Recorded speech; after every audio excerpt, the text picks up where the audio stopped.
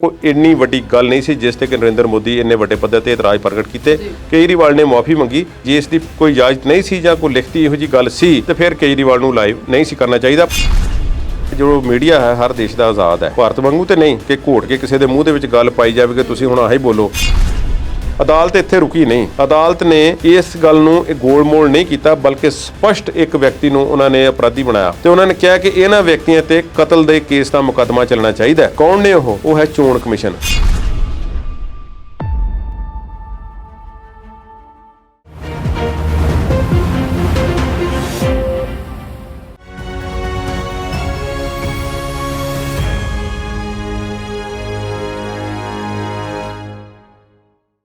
Punjabi national TV ते programme विचार चर्चा देखने वाले दर्शकों का स्वागत करते हैं।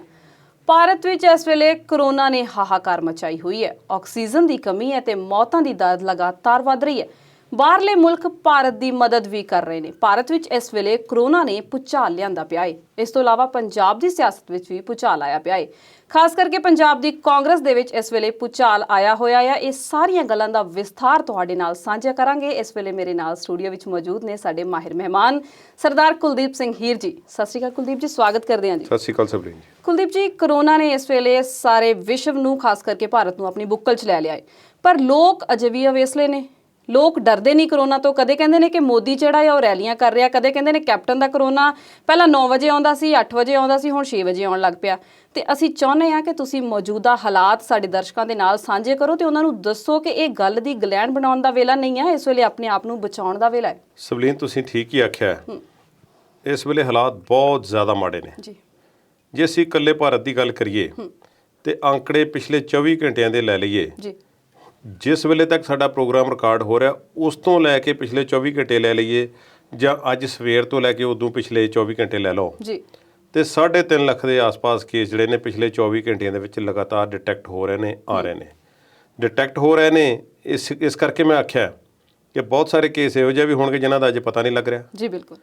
सो केस जोरदार तरीके नाल आ रहे हैं ते मौतां इस वड्डी दर दे नाल हो रही ने कि अंदाज़ा ही नहीं। जी जे सरकारी आंकड़िਆਂ ਦੀ ਮੰਨ ਲਈ ਜਾਵੇ ਤੇ 250 ਦੀ ਦਰ ਹੋ ਸਕਦੀ ਹੈ ਭਾਰਤ ਦੇ ਵਿੱਚ ਇੱਕ ਦਿਨ ਦੀ ਮੌਤਾਂ ਦੀ। जी ਤੇ ਜੇ ਸ਼ਮਸ਼ਾਨਾਂ ਦੀਆਂ ਫੋਟੋ ਤੇ ਲਾਈਨਾਂ ਦੇਖ ਲਈਆਂ ਜਾਣ ਤੇ ਫਿਰ ਲੱਗਦਾ ਕਿ ਪਤਾ ਨਹੀਂ ਇੱਥੇ ਕੀ ਵਾਪਰ ਜਾਵੇਗਾ। जी ਕਈ ਅਹਿਮ ਸ਼ਖਸੀਅਤਾਂ ਇਸ ਦੇ ਵਿੱਚ ਇਸ ਦੀ ਲਪੇਟ ਵਿੱਚ ਆ ਕੇ ਸੰਸਾਰ ਤੋਂ ਕੂਚ ਕਰ ਗਈਆਂ ਨੇ। जी ਲੇਖਕ ਨੇ, ਸੰਗੀਤਕਾਰ ਨੇ, ਸਿਆਸਤਦਾਨ ਨੇ, ਈਵਨ ਕਿ ਬੰਗਾਲ ਦੇ ਵਿੱਚ ਇਲੈਕਸ਼ਨਾਂ ਹੋ ਰਹੀਆਂ ਨੇ, ਕਈ ਮੌਜੂਦਾ ਉਮੀਦਵਾਰ ਇਸ ਦੀ ਲਪੇਟ ਵਿੱਚ ਆ ਗਏ ਨੇ। जी ਹੁਣ 2 ਪ੍ਰਮੁੱਖ ਸ਼ਖਸੀਅਤਾਂ ਮੈਂ ਦੱਸਦਾ। ਬਰਖਾ ਦੱਤ ਹੈ, ਬ੍ਰੌਡਕਾਸਟਰ ਹੈ, ਬੜੀ ਮਸ਼ਹੂਰ ਹੈ। जी ਉਸਦੇ ਪਿਤਾ ਨੂੰ ਇਸ ਬਿਮਾਰੀ ਨੇ ਲਪੇਟ ਲਿਆ। 에ਅਰ ਇੰਡੀਆ ਦੇ ਸਾਬਕਾ ਅਧਿਕਾਰੀ ਸਨ। जी ਔਰ ਬਰਖਾ ਦੱਤ ਨੇ ਕਿਹਾ ਕਿ ਮੇਰੇ ਪਿਤਾ ਨੇ ਕਦੀ ਆਪਣਾ ਪ੍ਰੋਮਿਸ ਨਹੀਂ ਸੀ ਤੋੜਿਆ, ਪਰ ਮੈਂ ਆਪਣਾ ਪ੍ਰੋਮਿਸ ਉਹਨਾਂ ਨਾਲ ਪੂਰਾ ਨਹੀਂ ਨਿਭਾ ਸਕੀ ਕਿਉਂਕਿ ਉਹਨਾਂ ਨਾਲ ਮੈਂ ਵਾਅਦਾ ਕੀਤਾ ਸੀ ਕਿ 2-3 ਦਿਨਾਂ ਦੇ ਵਿੱਚ ਤੁਹਾਨੂੰ ਹਸਪਤਾਲ ਤੋਂ ਘਰ ਲੈ ਆਵਾਂਗੀ जी ਤੇ ਸਾਨੂੰ ਉਹਨਾਂ ਨੂੰ ਹੱਥ ਲਾਉਣ ਦਾ ਮੌਕਾ ਵੀ ਨਹੀਂ ਮਿਲਿਆ ਤੇ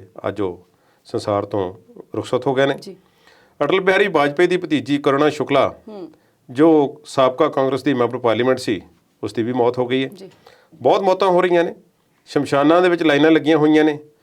ਇਹ ਵੀ ਹਾਲਾਤ ਬਣ ਗਏ ਨੇ ਕਿ ਯੂਪੀ ਦੇ ਵਿੱਚ ਤੇ ਇੱਥੋਂ ਤੱਕ ਕਿ ਸਾਡੇ ਆਪਣੇ ਲੁਧਿਆਣੇ ਸ਼ਹਿਰ ਦੇ ਵਿੱਚ जी ਮ੍ਰਿਤਕ ਦੇਹਾਂ ਲਿਜਾਣ ਲਈ ਐਂਬੂਲੈਂਸਾਂ ਵਾਲੇ ਬਹੁਤ ਵੱਡੀ ਰਕਮ ਦੀ ਮੰਗ ਕਰ ਰਹੇ ਨੇ। जी ਉਹ ਵੀ ਕੀ ਕਰਨ, ਉਹਨਾਂ ਨੇ ਵੀ ਜਾਨ ਜੋਖਮ ਤੇ ਪਾ ਕੇ ਜਿਹੜਾ ਇਹ ਖਤਰਾ ਮੁੱਲ ਲਿਆ ਹੈ ਕਿ ਉਹ ਘਰੋਂ ਘਰੀ ਉਹਨਾਂ ਦੇ ਸੰਬੰਧੀਆਂ ਨੂੰ ਜਾਂ ਮਰੀਜ਼ਾਂ ਨੂੰ ਜਾਂ ਮ੍ਰਿਤਕ ਦੇਹਾਂ ਨੂੰ ਪਹੁੰਚਾਉਣ ਜਿਹੜੇ ਪੋਜ਼ਿਟਿਵ ਨੇ ਤੇ ਜਿਨ੍ਹਾਂ ਦੀ ਮ੍ਰਿਤਕ ਦੇਹ ਤੋਂ ਵੀ ਇਹ ਜਿਹੜਾ ਖਤਰਾ ਹੈ ਫੈਲਣ ਦਾ। ਹੁਣ ਉਹ ਵੀ ਫਸੇ ਹੋਏ ਨੇ ਤੇ ਲਖਨਊ ਦੇ ਵਿੱਚ ਇਹ ਵੀ ਗੱਲ ਸਾਹਮਣੇ ਆਈ ਹੈ ਕਿ ਮੋਢਾ ਦੇਣ ਵਾਲੇ ਨਹੀਂ ਲੱਭ ਰਹੇ। जी ਲੋਕ ਲਾਗੇ ਨਹੀਂ ਆਉਂਦੇ ਕਿਉਂਕਿ ਬਿਮਾਰੀ ਇਸ ਤਰ੍ਹਾਂ ਦੀ ਛੂਤ ਵਾਲੀ ਬਿਮਾਰੀ ਹੈ ਕਿਸਮ ਦੀ ਤੇ ਇੱਕ ਦੂਸਰੇ ਤੋਂ ਹੁੰਦੀ ਹੈ ਤੇ 5-5 ਹਜ਼ਾਰ ਰੁਪਏ ਉਹ ਵੀ ਮੰਗਦੇ ਨੇ ਕਿ ਅਸੀਂ ਤੁਹਾਡੀ ਮ੍ਰਿਤਕ ਦੇਹ ਨੂੰ ਛੱਡ ਆਉਂਦੇ ਹਾਂ। ਇੱਕ ਵਿਅਕਤੀ ਜੋ ਇਹੋ ਜਿਹੇ ਕਾਰੋਬਾਰ ਕਰਦਾ ਹੈ, ਜੋ ਸਰਕਾਰੀ ਮੁਲਾਜ਼ਮ ਹੈ ਤੇ ਉਸ ਦੀ ਡਿਊਟੀ ਲੱਗੀ ਹੋਈ ਹੈ ਅਜਿਹੇ ਲੋਕਾਂ ਦਾ ਸੰਸਕਾਰ ਕਰਨ ਦੀ ਜੋ ਇਸ ਦੀ ਲਪੇਟ ਨਾਲ ਮਾਰੇ ਗਏ ਨੇ। जी ਉਹ ਕਹਿੰਦੇ ਨੇ ਕਿ ਜਿਸ ਸ਼ਮਸ਼ਾਨ ਦੇ ਵੀ ਸਾਡੀ ਡਿਊਟੀ ਹੈ, ਮੈਂ ਤੇ ਮੇਰੇ ਸਾਥੀ ਸਵੇਰੇ ਆ ਕੇ ਲੱਗ ਜਾਂਦੇ ਆ ਤੇ ਰਾਤ ਤੱਕ ਸਾਨੂੰ ਰੋਟੀ ਖਾਣ ਦੀ ਵੀ ਵੇਲ ਨਹੀਂ ਮਿਲਦੀ ਤੇ ਅਸੀਂ ਸਾਰਾ ਦਿਨ ਇਹੋ ਕੰਮ ਹੀ ਕਰੀ ਜਾਂਦੇ ਆ। जी ਅਸੀਂ ਕਿਸੇ ਮੁਰਦੇ ਦਾ ਮੂੰਹ ਵੀ ਨਹੀਂ ਵੇਖਦੇ, ਸਿਰਫ ਲੱਕੜਾਂ ਚਿਣਨੀਆਂ ਹੁੰਦੀਆਂ ਨੇ ਤੇ ਅੱਗ ਲਾਉਣੀ ਹੁੰਦੀ ਹੈ। ਅਸੀਂ ਆਪਣੇ ਵੱਲੋਂ ਪੂਰਾ ਖਿਆਲ ਰੱਖਦੇ ਹਾਂ ਤੇ ਜਿਹੜੇ ਲੋਕਾਂ ਦੇ ਮ੍ਰਿਤਕ ਲੋਕ ਉੱਥੇ ਪਹੁੰਚੇ ਹੁੰਦੇ ਨੇ ਉਹ ਦੂਰ ਪਾਰ ਬੈਠੇ ਦੇਖਦੇ ਰਹਿੰਦੇ ਨੇ ਤੇ ਹੁਣ ਕਹਿੰਦੇ ਨੇ ਕਿ ਹਾਲਾਤ ਇਹੋ ਜਿਹੇ ਹੋ ਗਏ ਨੇ ਕਿ ਉਹ ਲਾਗੇ ਵੀ ਨਹੀਂ ਆਉਂਦੇ ਤੇ ਅਸੀਂ ਉਹਨਾਂ ਨੂੰ ਆਉਣ ਵੀ ਨਹੀਂ ਦਿੰਦੇ। ਤੇ ਕਈ ਵਾਰੀ ਉਹ ਕਹਿੰਦੇ ਨੇ ਕਿ ਹਾਲਾਤ ਇਸ ਤਰ੍ਹਾਂ ਦੇ ਵੀ ਕਈ ਦਿਨਾਂ ਦੇ ਵਿੱਚ ਪਿਛਲੇ ਦਿਨਾਂ ਦੇ ਵਿੱਚ ਸਾਹਮਣੇ ਆਏ ਕਿ ਉਹ ਲੋਕ ਆਏ ਤੇ ਸ਼ਾਮ ਤੱਕ ਉਹਨਾਂ ਦੇ ਜਿਹੜੇ ਪਰਿਵਾਰਕ ਮੈਂਬਰ ਸੀ ਉਹਨਾਂ ਦਾ ਸੰਸਕਾਰ ਨਹੀਂ ਹੋ ਸਕਿਆ ਕਿਉਂਕਿ ਲਾਈਨ ਏਡੀ ਲੰਬੀ ਲੱਗੀ ਹੋਈ ਸੀ। ਮੋਰੇ ਲੋਕ ਤੇ ਉਹੀ ਨੇ ਸੰਸਕਾਰ ਕਰਨ ਵਾਲੇ। ਇਹ ਥੋੜ੍ਹਾ ਆ ਕਿ ਜਿਵੇਂ ਸਾਡੇ ਪੰਜਾਬ ਦੇ ਵਿੱਚ ਰਿਵਾਜ ਆ ਜਾਂ ਭਾਰਤ ਵਿੱਚ ਰਿਵਾਜ ਆ ਕਿ ਸਾਰਾ ਪਿੰਡ ਜਾਂ ਸਾਰਾ ਇਲਾਕਾ ਜਾਂ ਸਾਰਾ ਸ਼ਹਿਰ ਇਕੱਠਾ ਹੋ ਕੇ ਸਾਰੇ ਸੱਜਣ ਮਿੱਤਰ ਰਿਸ਼ਤੇਦਾਰ ਸਾਰੇ ਸੰਸਕਾਰ ਕਰਦੇ ਸਨ ਤੇ ਸਾਰੇ ਹੱਥੋਂ ਹੱਥੀ ਕੰਮ ਜਿਹੜੇ ਸੀ ਉਹ ਹੋ ਜਾਂਦੇ ਨੇ। ਇਹ ਤੇ ਉਹਨਾਂ ਵਿਚਾਰਿਆਂ ਤੇ ਕੱਲਿਆਂ ਤੇ ਉਹਨਾਂ ਦੇ ਸਿਰ ਤੇ ਮੋਢਿਆਂ ਤੇ ਭਾਰਾ ਪਿਆ ਤੇ ਉਹਨਾਂ ਨੇ ਕਿਹਾ ਕਿ ਕਈ ਵਾਰੀ ਸ਼ਾਮ ਨੂੰ ਜਦੋਂ ਸਾਡੇ ਕੋਲ ਲਾਸ਼ਾਂ ਬਚ ਜਾਂਦੀਆਂ ਨੇ ਜਿਨ੍ਹਾਂ ਦਾ ਸੰਸਕਾਰ ਅਸੀਂ ਅਜੇ ਕਰਨਾ ਹੁੰਦਾ ਹੈ ਤੇ ਅਸੀਂ ਆਪਣੇ ਹੱਥ ਖੜੇ ਕਰ ਦਿੰਦੇ ਆ ਕਿ ਸਾਨੂੰ ਵੀ ਹੁਣ ਘਰ ਜਾਣ ਦਾ ਸਾਨੂੰ ਵੀ ਸਮਾਂ ਦਿਓ, ਇਹਨਾਂ ਦਾ ਸੰਸਕਾਰ ਅਸੀਂ ਕੱਲ ਨੂੰ ਕਰਾਂਗੇ, ਇਹਨਾਂ ਨੂੰ ਮੋਰਚੂਰੀ ਦੇ ਵਿੱਚ ਰੱਖ ਦਿਓ। ਤੇ ਫਿਰ ਕਹਿੰਦੇ ਕਈ ਵਾਰੀ ਅਸੀਂ ਸਵੇਰ ਨੂੰ ਫੋਨ ਕਰਦੇ ਆ ਉਹਨਾਂ ਲੋਕਾਂ ਨੂੰ, ਭਾਈ ਆਓ ਸੰਸਕਾਰ ਕਰਨਾ ਹੈ ਤੇ ਉਹ ਕਹਿੰਦੇ ਨੇ ਕਿ ਦੇਖੋ ਜੀ ਹੁਣ ਸਾਡੇ 'ਚ ਹਿੰਮਤ ਨਹੀਂ ਰਹੀ ਆਉਣ ਦੀ, ਇੱਕ ਤੇ ਅਸੀਂ ਆਪਣਾ ਘਰ ਦਾ ਬੰਦਾ ਗਵਾ ਚੁੱਕੇ ਆ ਤੇ ਹੁਣ ਤੁਸੀਂ ਸੰਸਕਾਰ ਆਪੇ ਹੀ ਕਰ ਦਿਓ, ਆਪੇ ਹੀ ਅਸਤ ਚੁਗ ਲਿਓ ਤੇ ਇਹਦੀ ਵੀਡੀਓ ਜਾਂ ਫੋਟੋ ਬਣਾ ਕੇ ਸਾਨੂੰ ਭੇਜ ਦਿਓ, ਅਸੀਂ ਇਸ ਤੋਂ ਵੱਧ ਨਹੀਂ ਕੁਝ ਕਰ ਸਕਦੇ। ਇਹ ਹਾਲਾਤ ਨੇ। ਪਿਛਲੇ ਸਾਲ ਪੰਜਾਬ ਵਿੱਚ ਖਬਰ ਆਈ ਸੀ ਕਿ ਇੱਕ ਉੱਚ ਅਧਿਕਾਰੀ ਦੀ ਮੌਤ ਹੋਈ ਤੇ ਉਸਦੇ ਪਰਿਵਾਰ ਵਾਲੇ ਨਹੀਂ ਮਗਰ ਪਹੁੰਚੇ ਤੇ ਭਾਈ ਨਿਰਮਲ ਸਿੰਘ ਜੀ ਜੋ ਸ਼ੁਰੂਆਤੀ ਦੌਰ ਦੇ ਵਿੱਚ ਜਿਨ੍ਹਾਂ ਦੀ ਮੌਤ ਹੋਈ ਸੀ, ਤੁਹਾਨੂੰ ਯਾਦ ਹੋਵੇਗਾ ਸਾਲ ਤੋਂ ਵੱਧ ਸਮਾਂ ਹੋ ਗਿਆ ਇਸ ਗੱਲ ਨੂੰ, ਭਾਈ ਨਿਰਮਲ ਸਿੰਘ ਦੀ ਮੌਤ ਹੁੰਦੀ ਹੈ ਤੇ ਅੰਮ੍ਰਿਤਸਰ ਦੇ ਵਿੱਚ ਉਹਨਾਂ ਨੂੰ ਸੰਸਕਾਰ ਕਰਨ ਵਾਸਤੇ ਜਗ੍ਹਾ ਨਹੀਂ ਸੀ ਮਿਲ ਰਹੀ, ਬੜਾ ਰੌਲਾ ਪਿਆ, ਬੜਾ ਵਿਰੋਧ ਹੋਇਆ ਸੀ।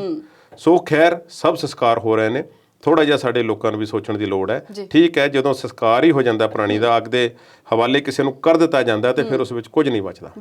ਇਹ ਸਾਰੀਆਂ ਗੱਲਾਂ ਨੇ, ਪਰ ਭਾਰਤ ਦੇ ਵਿੱਚ ਹਾਲਾਤ ਵਾਕਿਆ ਚਿੰਤਾਜਨਕ ਨੇ। ਹਾਲਾਤ ਵਿਗੜਦੇ ਜਾ ਰਹੇ ਨੇ ਦਿਨੋਂ ਦਿਨ ਤੇ ਮੋਦੀ ਸਾਹਿਬ ਨੇ ਵੀ ਇਹ ਮੰਨ ਲਿਆ ਕਿ ਇਸ ਵੇਲੇ ਇਸ ਬਿਮਾਰੀ ਨੇ ਭਾਰਤ ਨੂੰ ਘੇਰ ਲਿਆ ਔਰ ਘੇਰ ਕੇ ਆਪਣੀ ਗ੍ਰਿਫਤ ਦੇ ਵਿੱਚ ਇੰਝ ਲੈ ਲਿਆ ਕਿ ਹੁਣ ਇਸ ਨੂੰ ਛੇਤੀ ਕਿਤੇ ਛੱਡਣ ਵਾਲੀ ਨਹੀਂ।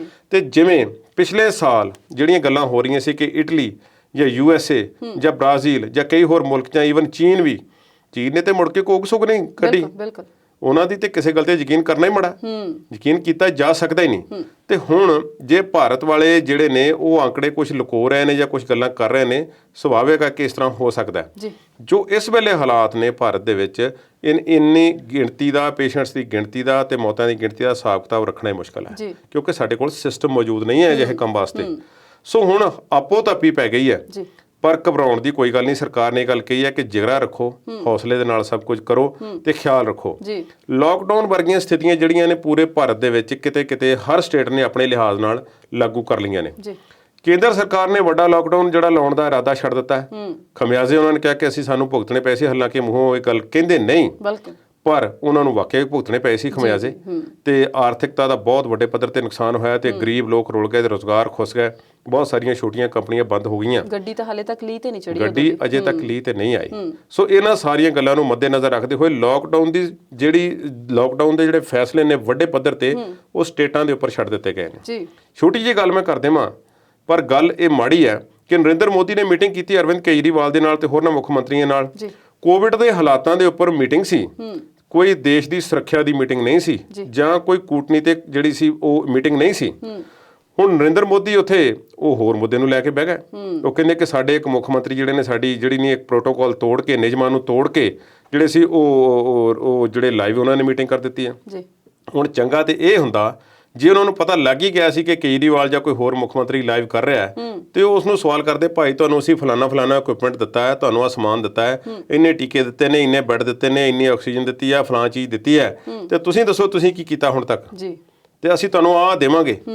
ਤੇ ਫਿਰ ਜੇ ਉਹ ਕੋਈ ਤਸੱਲੀ ਬਖਸ਼ ਨਾ ਜਵਾਬ ਆਉਂਦਾ ਤੇ ਫਿਰ ਉਸ ਦੀ ਖਿਚਾਈ ਕਰਦੇ। ਮੌਕਾ ਸੀ ਉਹਨਾਂ ਕੋਲ ਵੀ ਪਰ ਉਹਨਾਂ ਨੇ ਸ਼ਿਕਾਇਤ ਲਾ ਕੇ ਸਾਰੀ ਗੱਲ ਠੱਪ ਕਰ ਦਿੱਤੀ ਔਰ ਮੈਂ ਸਮਝਦਾ ਕਿ ਇਹ ਮਾੜੀ ਗੱਲ ਸੀ। ਕੋਈ ਇਹ ਵੱਡੇ ਵਿਦਵਾਨਾਂ ਦੇ, ਮੈਂ ਸਿਆਸੀ ਮਾਹਿਰਾਂ ਦੇ ਤੇ ਜਿਹੜੇ ਪੋਲੀਟੀਕਲ ਐਕਟਿਵਿਸਟ ਨੇ ਉਹਨਾਂ ਦੀ ਮੈਂ ਗੱਲਬਾਤ ਸੁਣ ਰਿਹਾ ਸੀ। ਉਹ ਕਹਿੰਦੇ ਸੀ ਕਿ ਕੋਈ ਇੰਨੀ ਵੱਡੀ ਗੱਲ ਨਹੀਂ ਸੀ ਜਿਸ ਤੇ ਕਿ ਨਰਿੰਦਰ ਮੋਦੀ ਇੰਨੇ ਵੱਡੇ ਪੱਧਰ ਤੇ ਇਤਰਾਜ਼ ਪ੍ਰਗਟ ਕੀਤੇ। ਕੇਜਰੀਵਾਲ ਨੇ ਮੁਆਫੀ ਮੰਗੀ। ਹਾਂ, ਇੱਕ ਗੱਲ ਮੈਂ ਇੱਥੇ ਜ਼ਰੂਰ ਕਹਿਣੀ ਚਾਹਾਂਗਾ ਕਿ ਜੇ ਇਸ ਦੀ ਕੋਈ ਇਜਾਜ਼ਤ ਨਹੀਂ ਸੀ ਜਾਂ ਕੋਈ ਲਿਖਤੀ ਇਹੋ ਜਿਹੀ ਗੱਲ ਸੀ ਜੋ ਪ੍ਰੋਟੋਕਾਲ ਬਣਾਇਆ ਗਿਆ ਸੀ ਤੇ ਫਿਰ ਕੇਜਰੀਵਾਲ ਨੂੰ ਲਾਈਵ ਨਹੀਂ ਸੀ ਕਰਨਾ ਚਾਹੀਦਾ। ਪਰ ਮੈਂ ਇਹ ਬੇਨਤੀ ਕਰਦਾ ਸਾਡੇ ਆਗੂਆਂ ਅੱਗੇ, ਪ੍ਰਧਾਨ ਮੰਤਰੀ ਸਾਹਿਬ ਅੱਗੇ, ਵੀ ਅਜੇ ਵੀ ਰਾਜਨੀਤੀ ਦਾ ਤੇ ਹੋਰਨਾਂ ਗੱਲਾਂ ਦਾ ਖਹਿੜਾ ਛੱਡ ਕੇ ਇੱਕ ਇੰਡੀਵਿਜੂਅਲ ਇਮੇਜ ਨੂੰ ਅੱਗੇ ਤੋਰਨ ਦੀ ਬਜਾਏ ਦੇਸ਼ ਦੇ ਹਿੱਤ ਵਿੱਚ ਸੋਚਣਾ ਚਾਹੀਦਾ। ਉਹ ਹੁਣ ਕੁਝ ਸੋਚਿਆ ਜਾ ਰਿਹਾ। ਜੀ ਤੇ ਕੁਲਦੀਪ ਜੀ, ਆਕਸੀਜਨ ਦੀ ਥੋੜ ਕਰਕੇ ਵੀ ਮੁਲਕ ਵਿੱਚ ਤਰਾ ਹੋ ਰਹੀ ਹੈ, ਕੀ ਕਹਿਣਾ ਚਾਹੋਗੇ? ਜਿਵੇਂ ਮੈਂ ਪਹਿਲਾਂ ਦੱਸਿਆ ਕਿ ਮ੍ਰਿਤਕਾਂ ਦਾ ਸੰਸਕਾਰ ਕਰਨੇ ਨੂੰ ਵੇਟ ਕਰਨੀ ਪੈ ਰਹੀ ਹੈ, ਲਾਈਨਾਂ ਲੱਗੀਆਂ ਹੋਈਆਂ ਤੇ 9-9 ਘੰਟੇ ਦੀ ਉਡੀਕ ਕਰਨੀ ਪੈ ਰਹੀ ਹੈ। ਤੇ ਚਲੋ ਜੋ ਪ੍ਰਾਣੀ ਇਸ ਸੰਸਾਰ ਤੋਂ ਰੁਖਸਤ ਹੋ ਗਿਆ ਉਸ ਵਿੱਚ ਤੇ ਸਮਾਂ ਲੱਗ ਸਕਦਾ ਹੈ ਪਰ ਪ੍ਰਾਇਓਰਟੀ ਜਿਹੜੀ ਹੈ, ਜਿਹੜੇ ਜੀਵਤ ਨੇ ਉਹਨਾਂ ਨੂੰ ਹੋਣੀ ਚਾਹੀਦੀ ਹੈ। ਹੁਣ ਆਕਸੀਜਨ ਦੀ ਘਾਟ ਨਾਲ ਕਿੱਥੇ ਮੌਤਾਂ ਹੋਈਆਂ ਨੇ, ਪੰਜਾਬ ਵਿੱਚ ਵੀ ਹੋਈਆਂ ਨੇ, ਕਥਿਤ ਤੌਰ ਤੇ ਦੱਸਿਆ ਜਾਂਦਾ ਹੈ ਅੰਮ੍ਰਿਤਸਰ ਦੇ ਇੱਕ ਹਸਪਤਾਲ ਦੇ ਵਿੱਚ ਦਿੱਲੀ ਵਿੱਚ, ਮਹਾਰਾਸ਼ਟਰ ਵਿੱਚ ਗੈਸ ਦਾ ਟੈਂਕਰ ਲੀਕ ਹੋ ਗਿਆ, ਗੈਸ ਪਹੁੰਚੀ ਨਹੀਂ, ਆਕਸੀਜਨ ਨਹੀਂ ਪਹੁੰਚੀ ਜੀ। ਔਰ ਲਿਕੁਇਫਾਈਡ ਜਿਹੜੀ ਆਕਸੀਜਨ ਹੁੰਦੀ ਹੈ ਲਿਕੁਇਡ ਰੂਪ ਦੇ ਵਿੱਚ, ਇਸ ਤੇ ਪਲਾਂਟ ਸੁਣਨ ਵਿੱਚ ਆ ਰਿਹਾ ਕਿ ਬਹੁਤ ਜਗ੍ਹਾ ਲੱਗੇ ਹੋਏ ਸਨ ਭਾਰਤ ਵਿੱਚ, ਤੇ ਉਹ ਇਸ ਕਰਕੇ ਬਹੁਤੀ ਡਿਮਾਂਡ ਨਾ ਹੋਣ ਕਰਕੇ ਉਹਨਾਂ ਨੂੰ ਸਮੇਂ-ਸਮੇਂ ਤੇ ਬੰਦ ਕਰ ਦਿੱਤਾ ਗਿਆ ਸੀ। ਸੋ ਉਹ ਬੰਦ ਨੇ ਤੇ ਹੁਣ ਉਹਨਾਂ ਨੂੰ ਦੁਬਾਰਾ ਚਾਲੂ ਕਰਨ ਦੀ ਕੋਸ਼ਿਸ਼ ਕੀਤੀ ਜਾ ਰਹੀ ਹੈ ਜੀ। ਆਕਸੀਜਨ ਦੇ ਵਾਸਤੇ ਕੁਝ ਜਿਹੜਾ ਹੈ ਹੁਣ ਦੁਬਾਰਾ ਚੱਲਣ ਜਿਹੜਾ ਉਹ ਸਰਕਾਰ ਨੇ ਫੜਿਆ, ਔਰ ਆਕਸੀਜਨ ਦੇ ਮਾਮਲੇ ਵਿੱਚ ਇਹ ਰਿਪੋਰਟ ਹੈ ਕਿ ਆਕਸੀਜਨ ਦੀ ਘਾਟ ਨਹੀਂ ਹੈ, ਆਕਸੀਜਨ ਨੂੰ ਥਾਂ ਟਿਕਾਣੇ ਪਹੁੰਚਾਉਣ ਦੇ ਸੋਮਿਆਂ ਦੀ ਘਾਟ ਹੈ। ਟਰਾਂਸਪੋਰਟੇਸ਼ਨ ਦੀ ਪ੍ਰੋਬਲਮ ਆ ਰਹੀ ਹੈ। ਟਰਾਂਸਪੋਰਟੇਸ਼ਨ ਦੀ ਜੇ ਸਾਰੇ ਸਰਕਾਰ ਸਖਤ ਦਿਸ਼ਾ ਨਿਰਦੇਸ਼ ਦੀ ਹਦਾਇਤ ਕਰੇ ਤੇ ਕਿਹੜਾ ਕੰਮ ਨਹੀਂ ਹੋ ਸਕਦਾ। ਤੇ ਪਰ ਇੱਥੇ ਤੇ ਇੱਕ ਦੂਸਰੇ ਤੇ ਜਿਹੜਾ ਤੋਹਮਤਾਂ ਲਾਉਣ ਦਾ ਕੰਮ ਚੱਲ ਰਿਹਾ। ਦਿੱਲੀ ਸਰਕਾਰ ਕਹਿ ਰਹੀ ਹੈ ਕਿ ਹਰਿਆਣੇ ਵਾਲੇ ਸਾਨੂੰ ਨਹੀਂ ਦੇ ਰਹੇ, ਹਰਿਆਣੇ ਵਾਲੇ ਕਹਿ ਰਹੇ ਨੇ ਕਿ ਅਸੀਂ ਭੇਜਣਾ ਕਿਤੇ ਹੋਰ ਸੀ ਤੇ ਰਸਤੇ ਵਿੱਚ ਦਿੱਲੀ ਸਰਕਾਰ ਨੇ ਲੁੱਟ ਲਿਆ। ਯੂਪੀ ਵਾਲੇ ਆਪਣਾ ਢੋਲ ਵਜਾਈ ਜਾ ਰਹੇ ਨੇ ਤੇ ਪੰਜਾਬ ਵਾਲੇ ਕਹਿ ਰਹੇ ਨੇ ਕਿ ਸਾਨੂੰ ਜਿੰਨੀ ਆਕਸੀਜਨ ਚਾਹੀਦੀ ਹੈ ਉਸ ਵਿੱਚੋਂ ਉਨੀ ਸਾਨੂੰ ਨਹੀਂ ਦਿੱਤੀ ਜਾ ਰਹੀ, ਪੀਜੀਆਈ ਨੂੰ ਦਿੱਤੀ ਜਾ ਰਹੀ ਹੈ, ਚੰਡੀਗੜ੍ਹ ਵਿੱਚ ਹੈ। ਇਸ ਤਰ੍ਹਾਂ ਦਾ ਰੌਲਾ ਰੱਪਾ ਪੂਰੇ ਭਾਰਤ ਦੇ ਵਿੱਚ ਹੈ।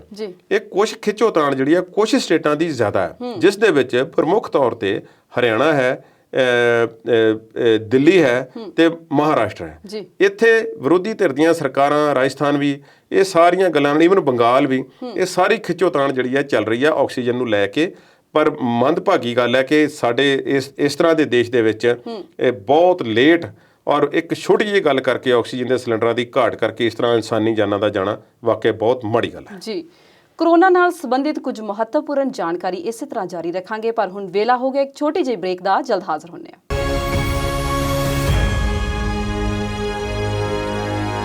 ਬ੍ਰੇਕ ਤੋਂ ਬਾਅਦ ਪ੍ਰੋਗਰਾਮ ਵਿਚਾਰ ਚਰਚਾ ਦੇਖਣ ਵਾਲੇ ਦਰਸ਼ਕਾਂ ਦਾ ਸਵਾਗਤ ਕਰਦੇ ਹਾਂ। ਕੁਲਦੀਪ ਜੀ, ਜਦੋਂ ਭਾਰਤ ਨੇ ਕੋਵਿਡ ਵੈਕਸੀਨ ਬਣਾਈ ਤੇ ਇਹਨਾਂ ਨੇ ਵਿਦੇਸ਼ਾਂ ਨੂੰ ਭੇਜੀ, ਮਦਦ ਕੀਤੀ ਸਾਰਿਆਂ ਦੀ, ਕੀ ਹੁਣ ਇਹਨਾਂ ਤੇ ਵਿਪਤਾ ਆਣ ਪਈ ਹੈ ਤੇ ਇਹਨਾਂ ਦੀ ਵੀ ਕੋਈ ਮਦਦ ਕਰ ਰਿਹਾ ਕਿ ਨਹੀਂ?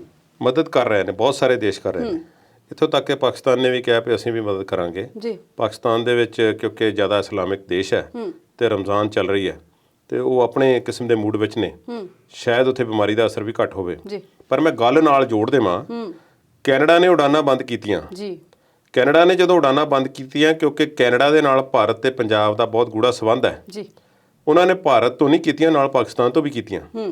ਔਰ ਕਾਰਨ ਇਹ ਨਹੀਂ ਆਖਿਆ ਕਿ ਇੱਥੇ ਬਹੁਤ ਜ਼ਿਆਦਾ ਕੇਸ ਵੱਧ ਰਹੇ ਨੇ ਜੀ। ਜੇ ਅੰਦਰੂਨੀ ਡਾਕੂਮੈਂਟ ਜਿਹੜੇ ਨੇ ਕੈਨੇਡੀਅਨ ਸਰਕਾਰ ਦੇ ਉਹਨਾਂ ਨੂੰ ਦੇਖਿਆ ਜਾਵੇ ਤੇ ਉਹਨਾਂ ਨੇ ਇਹ ਗੱਲ ਆਖੀ ਹੈ ਕਿ ਇੱਥੇ ਜਿਹੜੇ ਟੈਸਟ ਜਿਹੜੇ ਨੇ ਨਾਨ ਰਿਲਾਇਬਲ ਨੇ, ਭਾਵ ਕਿ ਬਹੁਤ ਸਾਰੇ ਲੋਕ ਜਿਹੜੇ ਸੀ ਉਹ ਨੈਗੇਟਿਵ ਰਿਪੋਰਟ ਲੈ ਕੇ ਆ ਰਹੇ ਸੀ ਸਾਡੇ ਕੋਲ, ਲੈਂਡ ਕਰ ਰਹੇ ਸੀ ਕੈਨੇਡਾ ਦੇ ਵਿੱਚ, ਕਿ ਜਦ ਕਿ ਅਸਲ ਵਿੱਚ ਉਹ ਪੋਜ਼ਿਟਿਵ ਸਨ ਜੀ। ਤੇ ਬਹੁਤ ਰਿਸਕੀ ਗੱਲ ਹੈ। ਤੇ ਇੱਥੇ ਜਿਹੜੀ ਟੈਸਟਿੰਗ ਹੈ ਇਸ ਤੇ ਉਹਨਾਂ ਨੂੰ ਬਹੁਤਾ ਯਕੀਨ ਨਹੀਂ ਸੀ, ਸਿੱਧਾ ਤੇ ਉਹਨਾਂ ਨੇ ਨਹੀਂ ਆਖਿਆ, ਪਰ ਅਸਲੋਂ ਗੱਲ ਇਹ ਸੀ। ਇਸੇ ਲੜੀ ਦੇ ਵਿੱਚ ਪਾਕਿਸਤਾਨ ਵੀ ਆਉਂਦਾ ਜੀ। ਹੁਣ ਪਾਕਿਸਤਾਨ ਵਿੱਚ ਕਹਿੰਦੇ ਨੇ ਕਿ ਹਾਲਾਤ ਥੋੜੇ ਜਿਹਾ ਕਾਬੂ ਹੇਠ ਨੇ, ਪਰ ਭਾਰਤ ਵਿੱਚ ਵਿਗੜੇ ਹੋਏ ਨੇ। ਹੁਣ ਅੱਗੇ ਚੱਲਦੇ ਹਾਂ। ਜਿਹੜੀ ਵੱਡੀ ਇਮਦਾਦ ਜਿਹੜੀ ਭਾਰਤ ਨੂੰ ਆ ਰਹੀ ਹੈ ਉਹ ਤੇ ਅਮਰੀਕਾ ਤੋਂ ਆ ਰਹੀ ਹੈ। ਉਸ ਤੋਂ ਪਹਿਲਾਂ ਯੂਰਪ ਦੀ ਥੋੜੀ ਜਿਹੀ ਗੱਲ ਕਰ ਰਹੀ ਹੈ। ਫਰਾਂਸ, ਜਰਮਨੀ ਤੇ ਬ੍ਰਿਟਨ ਵੱਲੋਂ ਆਕਸੀਜਨ ਵੀ ਤੇ ਨਾਲ ਇਕਵਿਪਮੈਂਟ ਵੀ।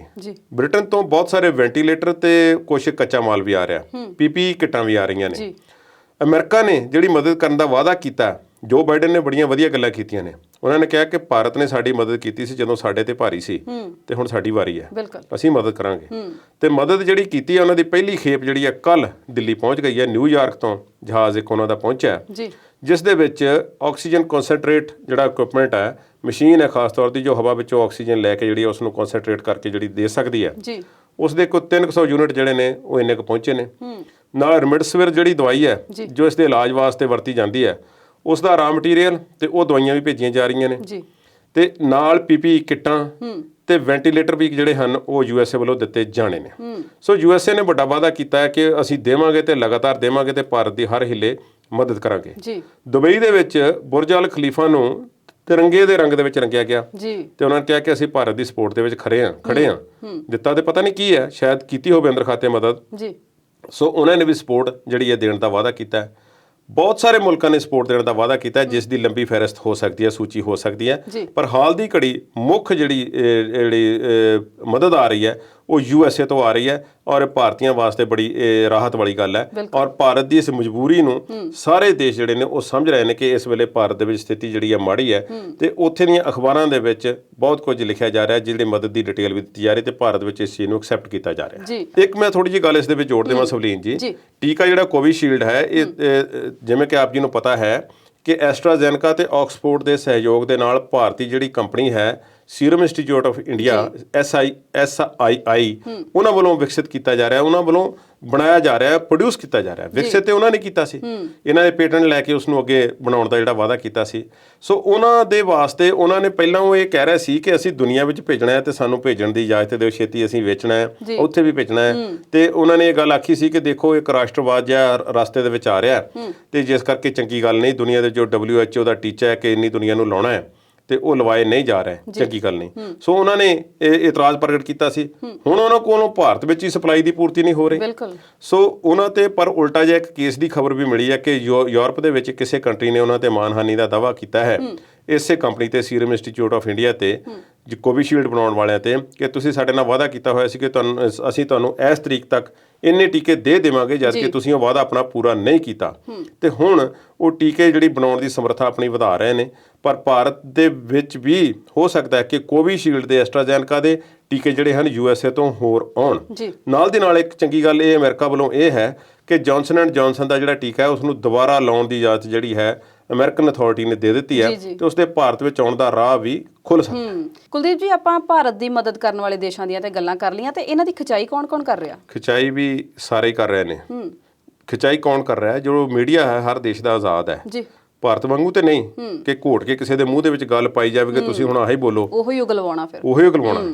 ਭਾਰਤ ਦੇ ਵਿੱਚ ਤੇ ਇਹ ਵੀ ਆਖਿਆ ਜਾ ਰਿਹਾ, ਇੱਕ ਮਾਹਿਰ ਪੱਤਰਕਾਰ ਦਾ ਕਹਿਣਾ ਹੈ, ਉਸ ਦਾ ਬਿਆਨ ਆਇਆ ਸੀ ਕੱਲ ਕਿ ਤੁਸੀਂ ਪੇਜ ਬੰਦ ਕਰਵਾ ਦਿਓ, ਭਾਵੇਂ ਲੋਕਾਂ ਦੇ ਅਕਾਊਂਟ ਖਾਤੇ ਬੰਦ ਕਰਵਾ ਦਿਓ, ਲਫ਼ਜ਼ ਉਹਨਾਂ ਦੇ ਮੂੰਹ ਵਿੱਚ ਪਾ ਦਿਓ, ਪਰ ਕੀ ਜਿਨ੍ਹਾਂ ਦੇ ਪਿਆਰੇ ਮਾਰੇ ਜਾ ਰਹੇ ਨੇ, ਜਿਹੜਾ ਉਹਨਾਂ ਨੂੰ ਦੁੱਖ ਹੈ ਉਸ ਨੂੰ ਘੱਟ ਕਰ ਸਕਦੇ ਹੋ?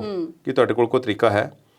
ਇਸੇ ਤਰ੍ਹਾਂ ਆਸਟ੍ਰੇਲੀਅਨ ਏਜ ਇੱਕ ਅਖਬਾਰ ਹੈ, ਉਹਨਾਂ ਨੇ ਖਬਰ ਛਾਪੀ ਹੈ ਕਿ ਭਾਰਤ ਦੇ ਵਿੱਚ ਇਹਨਾਂ ਦੀ ਇੱਕ ਫੋਕੀ ਆਕੜ ਤੇ ਅੰਨਾ ਰਾਸ਼ਟਰਵਾਦ ਤੇ ਇਸ ਤਰ੍ਹਾਂ ਦੀ ਉਹਨਾਂ ਨੇ ਜੋ ਅਫਸਰਸ਼ਾਹੀ ਵਾਸਤੇ ਲਫ਼ਜ਼ ਵਰਤਿਆ ਹੈ ਉਹ ਇਹ ਹੈ ਕਿ ਨਿਕੰਮੀ ਅਫਸਰਸ਼ਾਹੀ, ਬੇਸਿਕਲੀ ਉਹਦਾ ਅਰਥ ਨਿਕਲਦਾ ਇਨਕੰਪੀਟੈਂਟ ਲਫ਼ਜ਼ ਜਿਹੜਾ ਉਹਨਾਂ ਨੇ ਵਰਤਿਆ ਇਨਕੰਪੀਟੈਂਟ ਅਫਸਰਸ਼ਾਹੀ ਹੈ। ਤੇ ਉਸ ਦੇ ਚੱਲਦਿਆਂ ਭਾਰਤ ਇੱਕ ਅਜਿਹੇ ਕ੍ਰਾਈਸਿਸ ਦੇ ਵਿੱਚ ਫਸ ਗਿਆ ਕਿ ਜਿਹੜਾ ਬਹੁਤ ਬੁਰੀ ਤਰ੍ਹਾਂ ਉਸ ਵਿੱਚੋਂ ਨਿਕਲਣਾ ਉਹਨਾਂ ਲਈ ਬਹੁਤ ਮੁਸ਼ਕਲ ਜਾਪਦਾ ਹੈ। ਸੋ ਆਸਟ੍ਰੇਲੀਆ ਦੀ ਅਖਬਾਰ ਨੇ ਤੇ ਆਸਟ੍ਰੇਲੀਆ ਦੇ ਮੀਡੀਆ ਨੇ ਜਦੋਂ ਇਹ ਗੱਲ ਕੀਤੀ ਤੇ ਭਾਰਤ ਦੇ ਹਾਈ ਕਮਿਸ਼ਨ ਨੂੰ ਤੇ ਭਾਰਤ ਸਰਕਾਰ ਨੂੰ ਬੜੀਆਂ ਮਿਰਚਾਂ ਲੱਗੀਆਂ ਤੇ ਉਹਨਾਂ ਨੂੰ ਚਿੱਠੀ ਲਿਖ ਦਿੱਤੀ ਕਿ ਤੁਸੀਂ ਸਾਡੇ ਦੇਸ਼ ਬਾਰੇ ਇਸ ਤਰ੍ਹਾਂ ਦਾ ਕੂੜ ਪ੍ਰਚਾਰ ਨਾ ਕਰੋ, ਇਹ ਚੰਗੀ ਗੱਲ ਨਹੀਂ ਹੈ। ਅਮਰੀਕਾ ਦੇ ਵਿੱਚ ਟਾਈਮ ਮੈਗਜ਼ੀਨ ਛਪਦਾ ਹੈ, ਟਾਈਮ ਨੇ ਵੀ ਆਪਣੇ ਹਿਸਾਬ ਨਾਲ ਲਿਖਿਆ। ਉਹਨਾਂ ਨੇ ਲਿਖਿਆ ਕਿ ਆંકੜੇ ਜਿਹੜੇ ਹਨ ਉਹ ਸਹੀ ਨਹੀਂ ਜਾਪਦੇ। ਭਾਰਤ ਦੇ ਵਿੱਚ ਰੋਜ਼ 2200 ਜਾਂ 3000 ਮੌਤਾਂ ਦਾ ਦਾਅਵਾ ਕੀਤਾ ਜਾ ਰਿਹਾ ਕਿ ਜਦ ਕਿ ਅਸਲੀਅਤ ਇਸ ਤੋਂ ਕਈ ਗੁਣਾ ਵੱਧ ਹੋ ਸਕਦੀ ਹੈ। ਇੰਨੀਆਂ ਕੁ ਮੌਤਾਂ ਦੇ ਨਾਲ ਪੂਰੇ ਭਾਰਤ ਦੇ ਵਿੱਚ ਸ਼ਮਸ਼ਾਨਾਂ ਦੇ ਵਿੱਚ ਲਾਈਨਾਂ ਨਹੀਂ ਲੱਗਦੀਆਂ। ਸੋ ਇਹ ਉਹਨਾਂ ਨੇ ਚਿੰਤਾ ਪ੍ਰਗਟ ਕੀਤੀ ਹੈ। ਨਾਲ ਦੀ ਨਾਲ ਉਹਨਾਂ ਨੇ ਜਿਹੜਾ ਟੀਕਾਕਰਨ ਦਾ ਸਿਸਟਮ ਹੈ ਭਾਰਤ ਦਾ, ਉਸ ਤੇ ਵੀ ਚਿੰਤਾ ਪ੍ਰਗਟ ਕੀਤੀ ਹੈ ਤੇ ਸਮਾਨ ਦੀ ਘਾਟ, ਸਾਰੀਆਂ ਗੱਲਾਂ ਉਹਨਾਂ ਨੇ ਲਿਖੀਆਂ। ਇਸੇ ਤਰ੍ਹਾਂ ਵਾਸ਼ਿੰਗਟਨ ਯੂਨੀਵਰਸਿਟੀ ਦੇ ਇੱਕ ਮਾਹਿਰ ਨੇ ਆਸ਼ੀਸ਼ ਝਾ, ਉਹਨਾਂ ਨੇ ਵੀ ਕਿਹਾ ਕਿ ਭਾਰਤ ਜਿਹੜਾ ਸੀ ਉਹ ਆਪਣੀ ਗੱਲਾਂ ਤੋਂ ਸਬਕ ਨਹੀਂ ਸਿੱਖ ਸਕਿਆ ਤੇ ਉਹਨਾਂ ਨੇ ਆਪਣੀ ਜਿਹੜੀਆਂ ਨਾਕਾਮੀਆਂ ਸੀ ਪਿਛਲੀ ਵਾਰ ਦੀਆਂ, ਉਹਨਾਂ ਤੋਂ ਸਬਕ ਸਿੱਖਣ ਦੀ ਬਜਾਏ ਕੁਝ ਇਹੋ ਜਿਹੇ ਕੰਮ ਕੀਤੇ ਜਿਸ ਨਾਲ ਇੱਕ ਵੱਡੇ ਤਰਾਸਦੀ ਦੇ ਵਿੱਚੋਂ ਇਸ ਵੇਲੇ ਫਸ ਗਏ ਨੇ। ਇਸੇ ਤਰ੍ਹਾਂ ਗਾਰਡੀਅਨ ਅਖਬਾਰ ਨੇ ਵੀ ਖਿਚਾਈ ਕੀਤੀ ਹੈ। ਉਹਨਾਂ ਨੇ ਭਾਰਤ ਦੇ ਵਿੱਚ ਜੋ ਸਿਸਟਮ ਹੈ ਕਿ ਹੈਲਥ ਕੇਅਰ ਸਿਸਟਮ ਹੈ ਇਹ ਢਹਿ ਢੇਰੀ ਹੋ ਚੁੱਕਾ ਹੈ, ਢਾਂਚਾ ਤਬਾਹ ਹੋ ਚੁੱਕਾ ਹੈ, ਪਬਲਿਕ ਹੈਲਥ ਸਿਸਟਮ ਨਾਂ ਦੀ ਕੋਈ ਚੀਜ਼ ਨਹੀਂ ਹੈ। ਇਹ ਸਾਰੀਆਂ ਗੱਲਾਂ ਉਹਨਾਂ ਨੇ ਕੀਤੀਆਂ ਨੇ। ਭਾਰਤ ਵਾਲੇ ਇਸ ਵੇਲੇ ਇਹਨਾਂ ਦਾ ਜ਼ੋਰ ਲੱਗਾ ਹੋਇਆ। ਮੈਂ ਸਮਝਦਾ ਕਿ ਸਾਨੂੰ ਗੱਲ ਸੁਣਨ ਦੀ ਆਦਤ ਨਹੀਂ ਹੈ। ਵੈਸੇ ਕ੍ਰਿਟਿਸਿਜ਼ਮ ਸੁਣਨ ਦੀ, ਖਾਸ ਤੌਰ ਤੇ ਸਾਡੀ ਇਸ ਮੌਜੂਦਾ ਸਰਕਾਰ ਨੂੰ ਸੁਣਨ ਦੀ ਆਦਤ ਤੇ ਬਿਲਕੁਲ ਵੀ ਨਹੀਂ ਹੈ। ਕੰਨ ਲਪੇਟ ਲੈਂਦੇ ਕਿ ਅਗਲੇ ਦੇ ਗਲ ਪੈਂਦੇ ਨੇ। ਇਹ ਸਿਸਟਮ ਹੈ ਕਿ ਜਦੋਂ ਕੋਈ ਕ੍ਰਿਟਿਸਾਈਜ਼ ਕਰਦਾ ਹੈ ਤੇ ਉਸ ਦੇ ਵਿੱਚੋਂ ਕੋਈ ਗੱਲਾਂ ਲੱਭ ਕੇ ਤੇ ਅਸੀਂ ਕੋਈ ਸਬਕ ਵੀ ਸਿੱਖਣੇ ਹੁੰਦੇ ਨੇ ਤੇ ਤੁਸੀਂ ਜਵਾਬ ਵੀ ਆਪਣੇ ਤੌਰ ਤੇ ਦੇਣਾ ਹੁੰਦਾ। ਪਰ ਹਰ ਗੱਲ ਤੇ ਤੁਸੀਂ ਕਿਸੇ ਨੂੰ ਇਸ ਤਰ੍ਹਾਂ ਦਾ ਇੱਕ ਰਾਸ਼ਟਰਵਾਦ ਦੀ ਜਿਹੜੀ ਗੱਲ ਕੀਤੀ ਹੈ ਆਸਟ੍ਰੇਲੀਅਨ ਅਖਬਾਰ ਨੇ, ਉਸ ਦਾ ਮਤਲਬ ਇਹ ਆ ਕਿ ਇੱਕ ਫੇਕ ਨੈਸ਼ਨਲਿਜ਼ਮ ਜਿਹੜਾ ਹੈ, ਅੰਧਾ ਰਾਸ਼ਟਰਵਾਦ ਜਾਂ ਬਲਾਈਂਡ ਨੈਸ਼ਨਲਿਜ਼ਮ ਜਿਹੜਾ ਹੈ ਲੋਕਾਂ ਵਿੱਚ ਭਰ ਦਿੱਤਾ ਗਿਆ ਕਿ ਅਸੀਂ ਖਾਮ-ਖਾਹ ਦੇ ਰਾਸ਼ਟਰਵਾਦੀ ਹਾਂ, ਜਦ ਕਿ ਅਸਲੀਅਤ ਵਿੱਚ ਅਜਿਹਾ ਨਹੀਂ ਹੈ ਤੇ ਉਹਨਾਂ ਨੂੰ ਅਜਿਹੀਆਂ ਚੀਜ਼ਾਂ ਦਾ ਭਰਮ ਦੇ ਦਿੱਤਾ ਜਾਂਦਾ ਜਦ ਜੋ ਕਿ ਅਸਲੀਅਤ ਵਿੱਚ ਸਹੀ ਨਹੀਂ ਹੁੰਦੀਆਂ। ਸੋ ਹੁਣ ਇਹ ਸਰਕਾਰਾਂ ਦਾ ਫਰਜ਼ ਬਣਦਾ ਹੈ ਕਿ ਲੋਕਾਂ ਦੇ ਵਿੱਚ ਵਿਸ਼ਵਾਸ ਪੈਦਾ ਕਰਨ। ਫੋਰਨ ਮੀਡੀਆ ਦੇ ਵਿੱਚ ਜੋ ਭਾਰਤ ਦੀ ਕਦੇ ਬੱਲੇ-ਬੱਲੇ ਵੀ ਹੋਈ ਸੀ ਕਿ ਦੇਖੋ ਇੱਥੇ ਦੀ ਇਕਨੋਮੀ ਕਿੰਨਾ ਗਰੋ ਕਰ ਰਹੀ ਹੈ ਤੇ ਨਰੇਗਾ ਵਰਗੀਆਂ ਸਕੀਮਾਂ ਨੇ ਤੇ ਹੋਰ ਸਕੀਮਾਂ ਨੇ ਗਰੀਬਾਂ ਦਾ ਜਿਹੜਾ ਜ਼ਿੰਦਗੀ ਦਾ ਪੱਧਰ ਹੈ ਉੱਚਾ ਕੀਤਾ ਹੈ, ਤੇ ਜੋ ਹੁਣ ਕ੍ਰਿਟਿਸਿਜ਼ਮ ਹੁੰਦਾ ਹੈ, ਜੋ ਨੁਕਤਾਚੀਨੀ ਹੋ ਰਹੀ ਹੈ, ਉਸ ਨੂੰ ਵੀ ਬਰਦਾਸ਼ਤ ਕਰੋ। ਬਰਦਾਸ਼ਤ ਕਰਨ ਦਾ ਮਾਦਾ ਵੀ ਰੱਖਣਾ ਚਾਹੀਦਾ ਹੈ। ਜੇ ਬਾਹਰਲੀਆਂ ਅਖਬਾਰਾਂ ਕੁਝ ਲਿਖ ਰਹੀਆਂ ਨੇ ਤਾਂ ਸਾਨੂੰ ਉਹਨਾਂ ਤੇ ਗੌਰ ਕਰਨਾ ਚਾਹੀਦਾ ਹੈ, ਨਾ ਕਿ ਉਹਨਾਂ ਨੂੰ ਜਵਾਬ ਦੇਣ ਦੇ ਵਿੱਚ ਸਮਾਂ ਜਿਹੜਾ ਹੈ ਉਹ ਵਿਅਰਥ ਗਵਾਉਣਾ ਚਾਹੀਦਾ। ਕੁਲਦੀਪ ਜੀ, ਸਾਡੇ ਦਰਸ਼ਕਾਂ ਨੂੰ ਨਾ ਇਸ ਵੇਲੇ ਟੀਕਾਕਰਨ ਦੀ ਮੁਹਿੰਮ ਜਿਹੜੀ ਆ ਉਹ ਕਿੱਥੋਂ ਤੱਕ ਪਹੁੰਚੀ, ਉਹ ਵੀ ਦੱਸੋ। ਟੀਕਾਕਰਨ ਦੀ ਮੁਹਿੰਮ ਜੇ ਦੁਨੀਆ ਭਰ ਦੇ ਅੰਕੜਿਆਂ ਨਾਲ ਹਿਸਾਬ ਲਾਈਏ ਤੇ ਭਾਰਤ ਦੇ ਵਿੱਚ 14% ਦੀ ਆਬਾਦੀ ਨੂੰ ਅਜੇ ਤੱਕ ਟੀਕੇ ਲੱਗੇ ਨੇ। ਪਰ ਇਹ ਕਰੋੜਾਂ 'ਚ ਦੱਸਦੇ ਨੇ। ਹੈ ਕਰੋੜਾਂ 'ਚ ਹੀ ਨੇ, ਕਰੋੜਾਂ 'ਚ ਹੀ ਨੇ, ਪਰ ਕਿਉਂਕਿ ਆਬਾਦੀ ਕਈ 100 ਕਰੋੜ ਹੈ, ਫੀਸਦੀ 'ਚ ਨਹੀਂ ਦੱਸਦੇ, ਕਰੋੜਾਂ 'ਚ ਦੱਸਦੇ ਨੇ ਕਿ ਅਸੀਂ ਬਹੁਤ ਟੀਕੇ ਲਾਏ ਨੇ। ਜੀ, ਜੇ ਅਮਰੀਕਾ ਦੇ ਨਾਲ ਮੁਕਾਬਲਾ ਕੀਤਾ ਜਾਵੇ ਤਾਂ ਉੱਥੇ 42-43% ਦੀ ਜਿਹੜੀ ਆਬਾਦੀ ਨੂੰ ਟੀਕੇ ਲੱਗ ਚੁੱਕੇ ਨੇ। ਤੇ ਇਸ ਤਰ੍ਹਾਂ ਦੇ ਅੰਕੜੇ ਆ ਰਹੇ ਨੇ ਕਿ ਜੇ ਲਗਾਤਾਰ ਵੀ ਕਈ ਸਾਲ ਵੀ ਇਹ ਟੀਕੇ ਲਾਉਂਦੇ ਜਾਣ ਤੇ 2022 ਤੱਕ ਵੀ ਇਹਨਾਂ ਦੀ ਆਬਾਦੀ ਨੂੰ ਜਿਹੜੇ ਪੂਰੇ ਅੰਕੜੇ ਜਿਹੜੇ ਟੀਕੇ ਨਹੀਂ ਉਹ ਲੱਗ ਸਕਣਗੇ। ਹੁਣ ਟੀਕੇ ਲਾਉਣ ਦੇ ਮਾਮਲੇ ਦੇ ਵਿੱਚ ਜਿਹੜੀਆਂ ਭਾਰਤ ਦੀਆਂ 2 ਪ੍ਰਮੁੱਖ ਕੰਪਨੀਆਂ ਨੇ ਉਹਨਾਂ ਦੀ ਦੌੜ ਲੱਗੀ ਹੋਈ ਆ। 3000 ਕਰੋੜ ਦੀ ਫੰਡਿੰਗ ਜਿਹੜੀ ਸੀ ਸੀਰਮ ਇੰਸਟੀਚਿਊਟ ਆਫ ਇੰਡੀਆ ਨੂੰ ਦਿੱਤੀ ਗਈ ਸੀ ਤੇ ਉਹਨਾਂ ਨੇ ਇਹ ਗੱਲ ਆਖੀ ਕਿ ਸਾਡੀ ਪ੍ਰੋਡਕਸ਼ਨ ਜਿਹੜੀ ਆ ਅਜੇ ਬਹੁਤ ਥੋੜੀ ਹੈ ਤੇ ਮਈ ਐਂਡ ਤੱਕ ਅਸੀਂ ਪ੍ਰੋਡਕਸ਼ਨ ਜਿਹੜੀ ਹੈ ਤਕਰੀਬਨ 1.5 ਕਰ ਦੇਵਾਂਗੇ। ਹੁਣ ਟੀਕੇ ਇੰਨੇ ਜ਼ਿਆਦਾ ਪ੍ਰੋਡਿਊਸ ਨਹੀਂ ਹੋ ਰਹੇ 1 ਮਹੀਨੇ ਦੇ ਵਿੱਚ ਜਿੰਨੀ ਤੇਜ਼ੀ ਨਾਲ ਭਾਰਤ ਦੀ ਆਬਾਦੀ ਨੂੰ ਲੱਗਣੇ ਚਾਹੀਦੇ ਨੇ। ਸੋ ਟੀਕੇ ਲਾਉਣ ਦਾ ਸਿਸਟਮ ਥੋੜਾ ਜਿਹਾ ਬਦਲਾਅ ਹੋ ਰਿਹਾ। ਪਹਿਲਾਂ ਤਾਂ ਲੋਕਾਂ ਦਾ ਵਿਸ਼ਵਾਸ ਨਹੀਂ ਬਣਿਆ, ਇਹ ਜਿਹਾ ਨਹੀਂ ਕਿ ਭਾਰਤ ਵਿੱਚ ਨਹੀਂ ਬਣਿਆ, ਪੂਰੀ ਦੁਨੀਆ ਵਿੱਚ ਇਹ ਸਿਸਟਮ ਨਹੀਂ ਬਣ ਸਕਿਆ। ਫਿਰ ਲੋਕਾਂ ਨੇ ਲਵਾਉਣੇ ਸ਼ੁਰੂ ਕੀਤੇ, ਵਿਸ਼ਵਾਸ ਬਣ ਗਿਆ, ਘਬਰਾ ਵੀ ਗਏ ਲੋਕ, ਡਰ ਵੀ ਗਏ, ਬਿਮਾਰੀ ਦਾ ਫੈਲਾਅ ਹੋਰ ਜ਼ਿਆਦਾ ਹੋ ਗਿਆ। ਇੱਕ ਤੇ ਖਾਸ ਗੱਲ ਇੱਥੇ ਇਹ ਹੈ ਕਿ ਬਿਮਾਰੀ ਦਾ ਫੈਲਾਅ ਭਾਰਤ ਵਿੱਚ ਕੁਝ ਜ਼ਿਆਦਾ ਹੀ ਹੋਇਆ ਤੇ ਬਾਕੀ ਦੇਸ਼ਾਂ ਵਿੱਚ ਵੀ ਹੋਇਆ। ਥੋੜੇ ਕਿ ਦੇਸ਼ ਨੇ ਜਿਹੜੇ ਅਲੱਗ ਨੇ, ਬਾਕੀਆਂ ਵਿੱਚ ਬਹੁਤਾ ਹੀ ਹੋਇਆ। ਸੋ ਇਸ ਵੇਲੇ ਟੀਕੇ ਲਾਉਣ ਦੀ ਜਿਹੜੀ ਰਫ਼ਤਾਰ ਹੈ ਉਹ ਵਾਕਿਆ ਬਹੁਤ ਘੱਟ ਹੈ। ਪਹਿਲਾਂ ਤਾਂ ਰੌਲਾ ਪੈ ਰਿਹਾ ਸੀ ਕਿ ਟੀਕੇ ਵੇਸਟ ਜਾ ਰਹੇ ਨੇ, ਹੁਣ ਉਹ ਹਾਲਾਤ ਨਹੀਂ, ਹੁਣ ਵੇਸਟ ਨਹੀਂ ਜਾ ਰਿਹਾ। ਹੁਣ ਸਮਾਂ ਥੋੜਾ ਹੈ ਤੇ ਟੀਕਿਆਂ ਦੀ ਰਫ਼ਤਾਰ ਵੀ ਥੋੜੀ ਹੈ। ਹੁਣ ਟੀਕਿਆਂ ਦਾ ਜਿਹੜਾ 2 ਕੰਪਨੀਆਂ ਭਾਰਤ ਵਿੱਚ ਪ੍ਰੋਡਿਊਸ ਕਰਨ ਜਾ ਰਹੀਆਂ, ਦੋਨਾਂ ਦੀ ਸਮਰੱਥਾ ਵਧਾਉਣ ਦੀ ਜਿਹੜੀ ਗੱਲ ਹੈ ਉਹ ਕੀਤੀ ਜਾ ਰਹੀ ਹੈ ਤੇ ਸਪੂਤਨਿਕ ਟੀਕਾ ਜਿਹੜਾ ਹੈ ਉਹ ਦੱਸਿਆ ਜਾ ਰਿਹਾ ਹੈ ਕਿ ਜਲਦੀ ਥੋੜੇ ਦਿਨਾਂ ਦੇ ਵਿੱਚ ਭਾਰਤ ਦੇ ਵਿੱਚ ਉਪਲਬਧ ਹੋਵੇਗਾ। ਤੇ ਦੂਸਰੀਆਂ ਕੰਪਨੀਆਂ ਹੋ ਸਕਦਾ ਹੈ ਕਿ ਜੌਨਸਨ ਐਂਡ ਜੌਨਸਨ ਜਾਂ ਫਾਈਜ਼ਰ ਦਾ ਟੀਕਾ ਵੀ ਭਾਰਤ ਵਿੱਚ ਅਵੇਲੇਬਲ ਹੋਵੇ, ਪਰ ਹਾਲ ਦੀ ਘੜੀ ਇਹੋ ਹੀ 2 ਕੰਪਨੀਆਂ ਨੇ ਤੇ ਇਹਨਾਂ ਦੇ ਟੀਕੇ ਜਿਹੜੇ ਹਨ ਉਹ ਭਾਰਤ ਸਰਕਾਰ ਲਾਉਣ ਦਾ ਪੂਰਾ ਯਤਨ ਕਰ ਰਹੀ ਹੈ ਤੇ 1 ਮਈ ਤੋਂ ਇਹ ਜਿਹੜੇ ਟੀਕੇ ਨੇ 18 ਸਾਲ ਤੋਂ ਵੱਧ ਉਮਰ ਵਾਲੇ ਲੋਕਾਂ ਨੂੰ ਵੀ ਲਾਉਣੇ ਸ਼ੁਰੂ ਹੋ ਜਾਣਗੇ। ਜੀ, ਗੱਲਬਾਤ ਦਾ ਦੌਰ ਇਸੇ ਤਰ੍ਹਾਂ ਜਾਰੀ ਰੱਖਾਂਗੇ, ਪਰ ਹੁਣ ਵੇਲਾ ਹੋ ਗਿਆ ਇੱਕ ਛੋਟੀ ਜਿਹੀ ਬ੍ਰੇਕ ਦਾ। ਜਲਦ ਹਾਜ਼ਰ ਹੁੰਨੇ ਆ।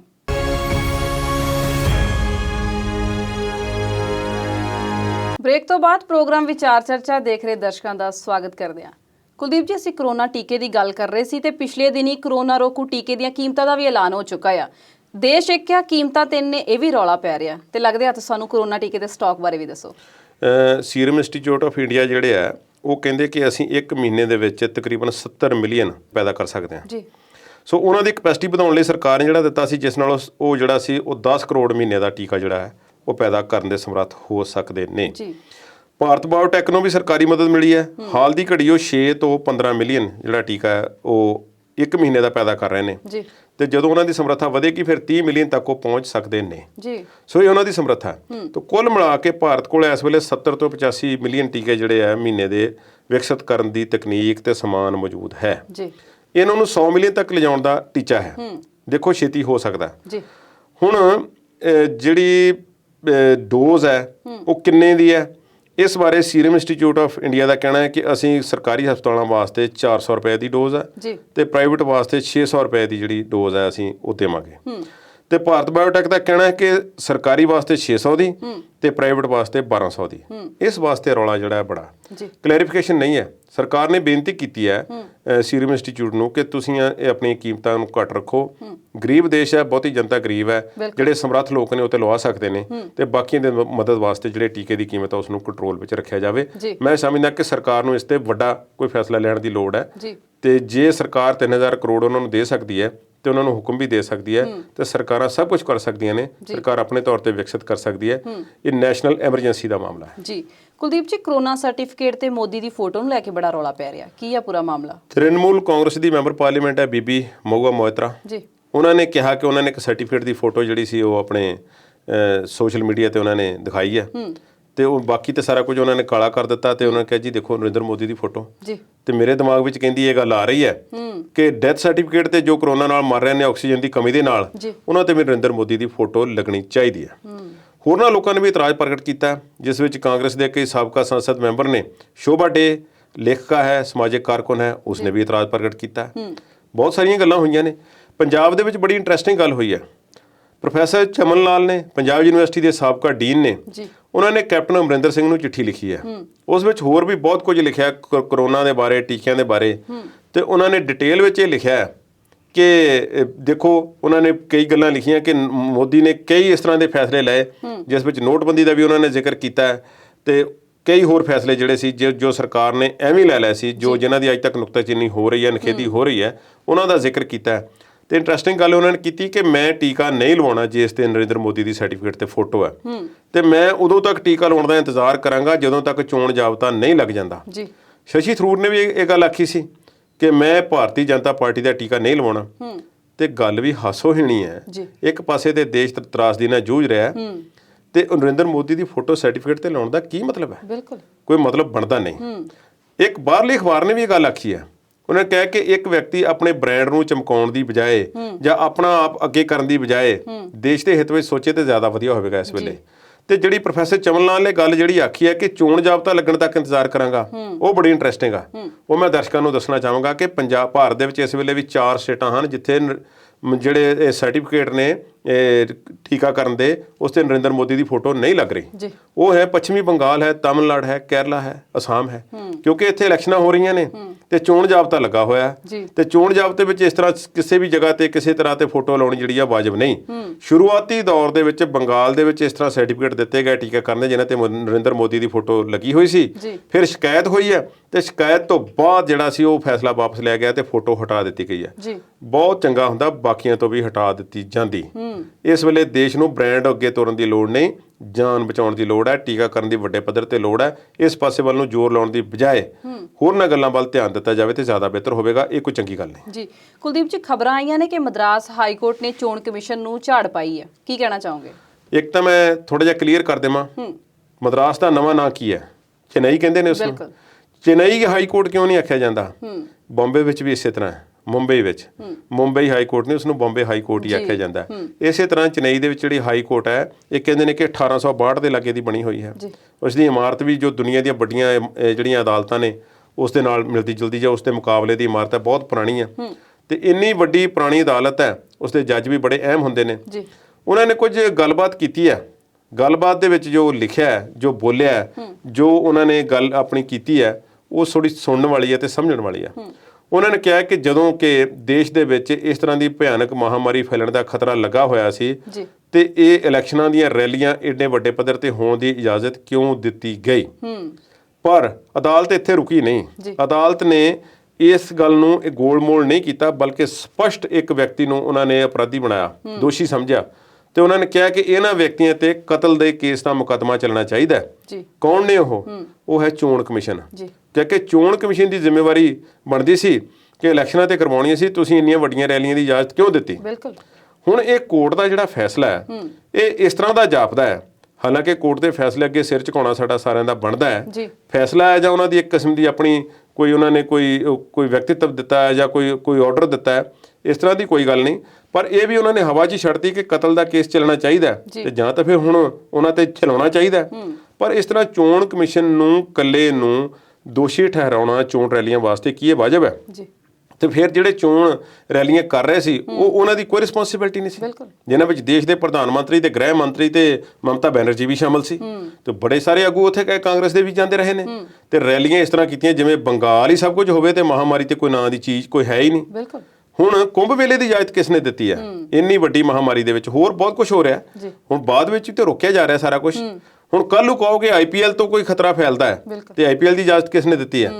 ਹੁਣ ਅਦਾਲਤ ਨੂੰ ਇਹ ਕਲੀਅਰ ਕਰਨਾ ਚਾਹੀਦਾ ਸੀ ਕਿ ਉਹ ਅਸਲ ਵਿੱਚ ਜਿਹੜਾ ਹੈ ਉਹ ਇਸ ਦਾ ਦੋਸ਼ੀ ਕੌਣ ਹੈ।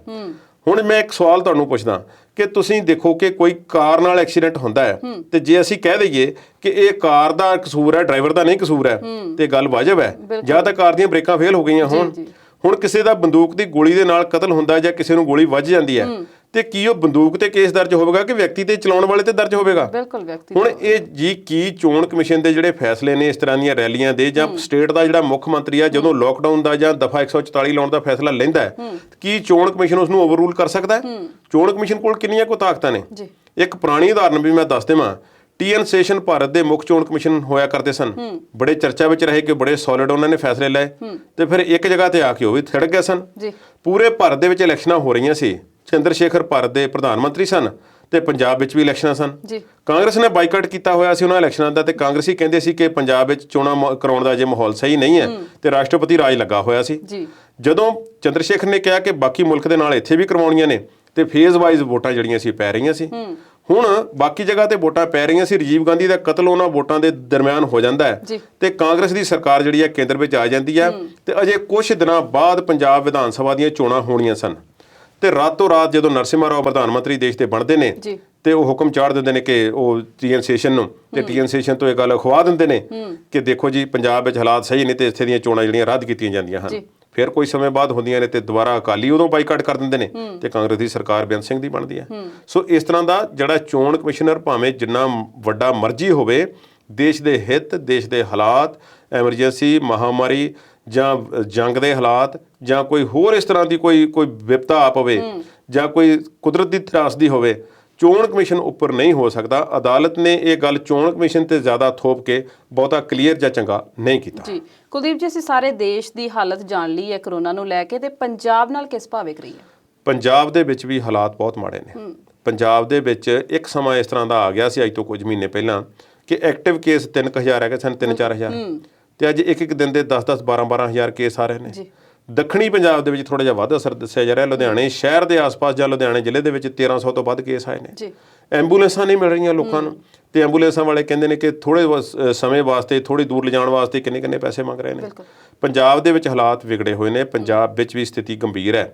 ਪੰਜਾਬ ਵਿੱਚ ਵੀ ਆਕਸੀਜਨ ਦੀ ਕਮੀ ਹੈ ਔਰ ਜਿੰਨੀ ਆਕਸੀਜਨ ਦੱਸਿਆ ਸੀ ਕੈਪਟਨ ਅਮਰਿੰਦਰ ਸਿੰਘ ਨੇ ਕਿ ਸਾਨੂੰ ਪੰਜਾਬ ਨੂੰ ਰੋਜ਼ਾਨਾ ਚਾਹੀਦੀ ਹੈ, ਉਸ ਤੋਂ ਕੁਝ ਘੱਟ ਮਿਲ ਰਹੀ ਹੈ। ਕੇਂਦਰ ਨੇ ਕੋਟਾ ਜਿਹੜਾ ਹੈ PGI ਨੂੰ ਵੀ ਦਿੱਤਾ ਹੋਇਆ ਤੇ ਅਸੀਂ ਉਹਨਾਂ ਨੇ ਕਿਹਾ ਕਿ ਅਸੀਂ ਫੌਜ ਦੀ ਇੱਕ ਕਮਾਂਡ ਦੇ ਨਾਲ ਜਿਹੜੀ ਦੱਖਣੀ ਪੱਛਮੀ ਕਮਾਂਡ ਦੇ ਨਾਲ ਅਸੀਂ ਜਿਹੜੀ ਗੱਲਬਾਤ ਤੋਰੀ ਹੈ, ਉਹਨਾਂ ਦੇ ਅਧਿਕਾਰੀਆਂ ਨਾਲ ਮੀਟਿੰਗਾਂ ਹੋਈਆਂ ਨੇ। ਉਹਨਾਂ ਨੇ ਵਾਅਦਾ ਕੀਤਾ ਹੈ ਪੰਜਾਬ ਸਰਕਾਰ ਨਾਲ ਕਿ ਹਰ ਹੀਲੇ ਅਸੀਂ ਪੰਜਾਬ ਸਰਕਾਰ ਦੀ ਮਦਦ ਕਰਾਂਗੇ ਤੇ ਪੁਰਾਣੇ ਬੰਦ ਪਏ ਆਕਸੀਜਨ ਦੇ ਪਲਾਂਟ ਜਿਹੜੇ ਹਨ ਉਹਨਾਂ ਨੂੰ ਵੀ ਚਾਲੂ ਕਰਾਉਣ ਦਾ ਯਤਨ ਪੂਰੇ ਦਿਨਾਂ ਦੇ ਵਿੱਚ ਅਸੀਂ ਕਰਾਂਗੇ। ਕੈਪਟਨ ਅਮਰਿੰਦਰ ਸਿੰਘ, ਉਹਨਾਂ ਦੇ ਆਪਣੇ ਵੀ ਕਈ ਮਸਲੇ ਨੇ। ਉਹਨਾਂ ਨੇ ਜਿਹੜਾ ਕਰੋਨਾ ਨੂੰ ਲੈ ਕੇ ਟੀਕਾਕਰਨ ਦੀ ਸ਼ਾਰਟੇਜ ਦੀ ਵੀ ਗੱਲ ਕੀਤੀ ਹੈ। ਉਹਨਾਂ ਨੇ ਤਾਂ ਕਿਹਾ ਸਾਡੇ ਕੋਲ ਟੀਕੇ 1.25 ਲੱਖ ਰਹਿ ਗਏ ਨੇ ਸਾਰੇ। ਹੁਣ ਜੇ ਗੱਲ ਵਾਕਈ ਉਹਨਾਂ ਦੀ ਸਹੀ ਹੈ ਤੇ ਇਹ ਮਾੜੀ ਗੱਲ ਹੈ। ਪੰਜਾਬ ਦੇ ਵਿੱਚ ਤੇ ਬਹੁਤ ਸਾਰੇ ਟੀਕੇ ਲੱਗਣੇ ਅਜੇ ਬਾਕੀ ਨੇ। ਕਣਕ ਦੀ ਖਰੀਦ ਵੀ ਚੱਲ ਰਹੀ ਹੈ, ਇੱਧਰ ਵੀ ਧਿਆਨ ਹੈ ਉਹਨਾਂ ਦਾ। ਸੋ ਪੰਜਾਬ ਦੇ ਵਿੱਚ ਉਹਨਾਂ ਨੇ ਗੱਲ ਆਖੀ ਹੈ ਕਿ ਹਾਲਾਤ ਮਾੜੇ ਨੇ ਪਰ ਅਸੀਂ ਲੋਕਡਾਊਨ ਲਾਉਣ ਦੇ ਬਾਰੇ ਅਜੇ ਫੈਸਲਾ ਨਹੀਂ ਲੈ ਸਕਦੇ ਜਾਂ ਇਸ ਬਾਰੇ ਅਜੇ ਸੋਚ ਨਹੀਂ ਰਹੇ। ਲੋਕਡਾਊਨ ਦਾ ਸਮਾਂ ਵਧਾ ਦਿੱਤਾ, ਪਹਿਲਾਂ ਵੀਕਐਂਡ ਸੀ, ਫਿਰ ਰਾਤ ਨੂੰ ਕਰ ਦਿੱਤਾ, ਫਿਰ ਸਵੇਰ ਤੱਕ, ਫਿਰ ਹੁਣ ਉਸਨੂੰ 1-1 ਘੰਟਾ ਪਿੱਛੇ ਕੀਤਾ, ਫਿਰ ਹੁਣ ਸ਼ਾਮ ਦੇ 6 ਵਜੇ ਤੋਂ ਸਵੇਰ ਦੇ 5 ਵਜੇ ਤੱਕ ਲੋਕਡਾਊਨ ਜਿਹੜਾ ਹੈ ਉਸ ਦਾ ਸਮਾਂ ਨਿਯਤ ਕਰ ਦਿੱਤਾ ਕਿ ਰਾਤ ਨੂੰ ਲੋਕਡਾਊਨ ਹੋਵੇਗਾ ਤੇ ਵੀਕਐਂਡ ਤੇ ਲੋਕਡਾਊਨ ਹੋਵੇਗਾ। ਹੋਰ ਇਸ ਤਰ੍ਹਾਂ ਦੀਆਂ ਕਈ ਸ਼ਰਤਾਂ, ਪਰ ਪੰਜਾਬ ਦੇ ਵਿੱਚ ਕੁਝ ਕਮੀਆਂ ਨੇ। ਵਿਆਹਾਂ ਦਾ ਮੌਸਮ ਚੱਲ ਰਿਹਾ ਔਰ ਉੱਥੇ ਬਹੁਤ ਅਣਦੇਖੀ ਹੋ ਰਹੀ ਹੈ। ਕਈ ਜਗ੍ਹਾ ਤੇ ਪੈਲਸਾਂ ਵਿੱਚ ਛਾਪੇ ਵੀ ਪਏ ਨੇ। ਇਹ ਚੰਗੀ ਗੱਲ ਨਹੀਂ। ਪੰਜਾਬ ਦੇ ਲੋਕਾਂ ਨੂੰ ਵੀ ਆਪਣੀ ਜ਼ਿੰਮੇਵਾਰੀ ਸਮਝਣੀ ਚਾਹੀਦੀ ਹੈ। ਸਮਾਜਿਕ ਇਕੱਠਾਂ ਤੋਂ ਗੁਰੇਜ਼ ਕੀਤਾ ਜਾਵੇ ਤੇ ਇਹ ਕਹਿਣਾ ਕੁਝ ਨਹੀਂ ਹੁੰਦਾ, ਇਸ ਗੱਲ ਤੋਂ ਗੁਰੇਜ਼ ਕਰਨਾ ਚਾਹੀਦਾ। ਸੰਜੀਦਾ ਹੋਣ ਦੀ ਲੋੜ ਹੈ। ਜੀ ਕੁਲਦੀਪ ਜੀ, ਗੱਲਬਾਤ ਦਾ ਦੌਰ ਇਸੇ ਤਰ੍ਹਾਂ ਜਾਰੀ ਰੱਖਾਂਗੇ ਪਰ ਹੁਣ ਵੇਲਾ ਹੋ ਗਿਆ ਇੱਕ ਛੋਟੀ ਜਿਹੀ ਬ੍ਰੇਕ ਦਾ। ਜਲਦ ਹਾਜ਼ਰ ਹੁੰਦੇ ਹਾਂ।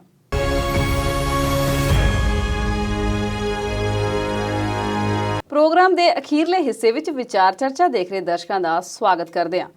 ਕੁਲਦੀਪ ਜੀ, ਕਰੋਨਾ ਨੇ ਤੇ ਤਹਿਲਕਾ ਮਚਾਇਆ, ਪੰਜਾਬ ਕਾਂਗਰਸ ਵੀ ਭੁਚਾਲ ਆਇਆ ਆ। ਪੰਜਾਬ ਦੀ ਪੂਰੀ ਸਿਆਸਤ ਵਿੱਚ ਹੈ ਥੋੜਾ ਜਿਹਾ ਭੁਚਾਲ ਤਾਂ ਵੈਸੇ। ਇਹ ਜਿਹੜੀ ਕੋਟਕਪੂਰਾ ਗੋਲੀ ਕਾਂਡ ਦੀ ਜਾਂਚ ਜਿਹੜੀ ਹੈ, ਰਿਪੋਰਟ ਜਿਹੜੀ ਹੈ ਸਿੱਟ ਦੀ, ਉਸ ਨੂੰ ਅਦਾਲਤ ਨੇ ਰੱਦ ਕੀਤਾ ਹੈ। ਅਕਾਲੀ ਦਲ ਵਾਲੇ ਕੱਛਾਂ ਵਜਾ ਰਹੇ ਨੇ ਤੇ ਕੈਪਟਨ ਜੀ ਅੰਦਰ ਬੜੇ ਹੋਏ ਨੇ ਇਸ ਮਾਮਲੇ ਤੇ। ਉਹਨਾਂ ਨੂੰ ਸੁੱਝ ਨਹੀਂ ਰਿਹਾ ਕਿ ਕੀ ਕਰੀਏ। ਅਦਾਲਤ ਨੇ ਜਿਸ ਤਰ੍ਹਾਂ ਕੁੰਵਰ ਵਿਜੇ ਪ੍ਰਤਾਪ ਦੀ ਤੇ ਸਿੱਟ ਦੀ ਪੂਰੀ ਦੀ ਖਿਚਾਈ ਕੀਤੀ ਹੈ, ਉਹ ਅੱਖਾਂ ਖੋਲ੍ਹਣ ਵਾਲੀ ਗੱਲ ਹੈ।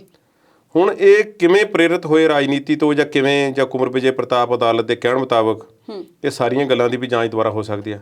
ਉਹਨਾਂ ਨੇ ਅਸਤੀਫਾ ਦੇ ਦਿੱਤਾ ਹੈ ਤੇ ਇੱਕ ਪਾਸੇ ਉਹਨਾਂ ਨੇ ਵਕਾਲਤ ਦਾ ਲਾਇਸੈਂਸ ਲੈ ਲਿਆ ਤੇ ਦੂਸਰੇ ਮੌਕੇ ਤੇ ਉਹਨਾਂ ਦੀ ਰੱਦ ਵੀ ਕਰ ਦਿੱਤੀ ਗਈ ਹੈ ਜਿਹੜਾ ਲਾਇਸੈਂਸ ਹੈ ਉਹਨਾਂ ਦਾ।